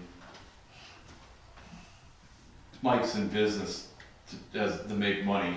I mean, you charge for your fees, right? Well, yes. So I mean, if he, in all good conscience, if he wanted to bring the lawsuit forward and charge the village $10,000, he reserved the right to do that. I mean, so in a sense, not that he's doing us a favor, but he's balanced. I think what we're trying to do is potentially balance with what we thought was some kind of compliance with what is that going to cost the village. And like I said, I feel like it's what's done is done. Let's get it on the thing for next month, and let's dial it in. You know, so. So you go out, and if everybody agrees to this, you go out and review the site, document for Jamin what he needs to get done, and then come back, review it, and then come back to the board, this board, and tell us what's been done, where he's at, even if he's tried to do anything. Oh, it's a lot better than when I first issued the restoration plan. Yeah. I mean, But I agree, he's we working don't slowly. want to go back occasion or anything like that. You got a developer that's working off what always was done here. I think these new developers understand that it's a different world. They do, but we set a bad precedence with the new outside developers whenever they can go back and see some of the things we're still dealing with right here. I mean, it's almost a You got nightmare more than situation. just, you got more than just, this situation here. You got Badger up there that hasn't been dealt with. You know, Badger Meadows. Oh, yeah, right. You know, there's a few other things just kind of hanging out there that aren't dealt with either. That's the devils of the past, and yeah, they're still there, and we're going to have to confront those. So, you know, if you had more of the neighbors up there squawking about it, yeah, it would be more front line just like this is. So, I agree with your thought, and I think we just need some kind of direction from Naomi. Is that where we want to go? I think what we decided, yeah. Making sure everybody's on board with it. A current status update of the property, notification to the property owner of what needs to be done, and action on his end. Tom, are you? Yeah, I think we should include the notification to him that it will be an agenda item at the next meeting to, for him to I think that's a good idea, and actually. pursue, that we pursue the act. Chris, I haven't heard anything out of you. I agree, it just, yeah, at the next meeting, then we come up with a cut that date of what we're gonna do and stick to it then. We have to, because we've had cut to be done dates, and they've just kind of passed, and yeah. And you'll be aware of it, you'll be on notice and go from there. There's no vegetation requirements, are there? Well, that's gonna be a little late by the next planning commission meeting, because you'll have 2 weeks of growing season, at best. Next Well, planning commission's like September 28th. You'll kind of know if anything's happened, so, right? Oh, he's done, yeah, I mean, he's done work. He's taken a lot of things out of there. He's done put on some topsoil. I mean, but. The areas that he's put the topsoil is for the benefit of beautification for the Yeah. property next door. Yeah, the Rest of areas it he's is- just kind of spilled over into so he isn't, there's It's certainly pick more and work. choose. Yeah, there's more work to do, for sure. It's And I pick can and choose. spell that out. But part of the work is vegetation, which. Yeah, that's what I'm worried about, if we wait till the next planning commission meeting to enforce that to him, we're gonna be way too late in the year. But I remember that was a subject last fall. Yeah, it was. And the So that- excuse was going into winter, so. And it will be again this time too. I intend to go out there earlier rather than later, and I'll make contact with you. Even if it doesn't rain, there is a well and a hose and a sprinkler. Yeah, he can. Just like we had occasion, do a truck up there, water, and it's, Yeah. I mean, technically, that's on the land next door, but you'd have to work out an agreement with basically himself.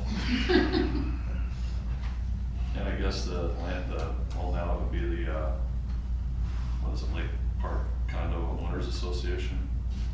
But yeah, I mean, there's, Anyway, the point is, he's gotta have some vegetation grown before the end of the season.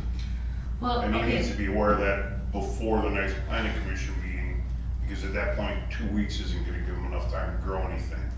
So in my opinion, he would be compliant if all of the storage materials have been removed. Because what makes him compliant is that he has a valid erosion control permit for the restoration plan. So in that, if he would get all the zoning materials done, he would technically be compliant.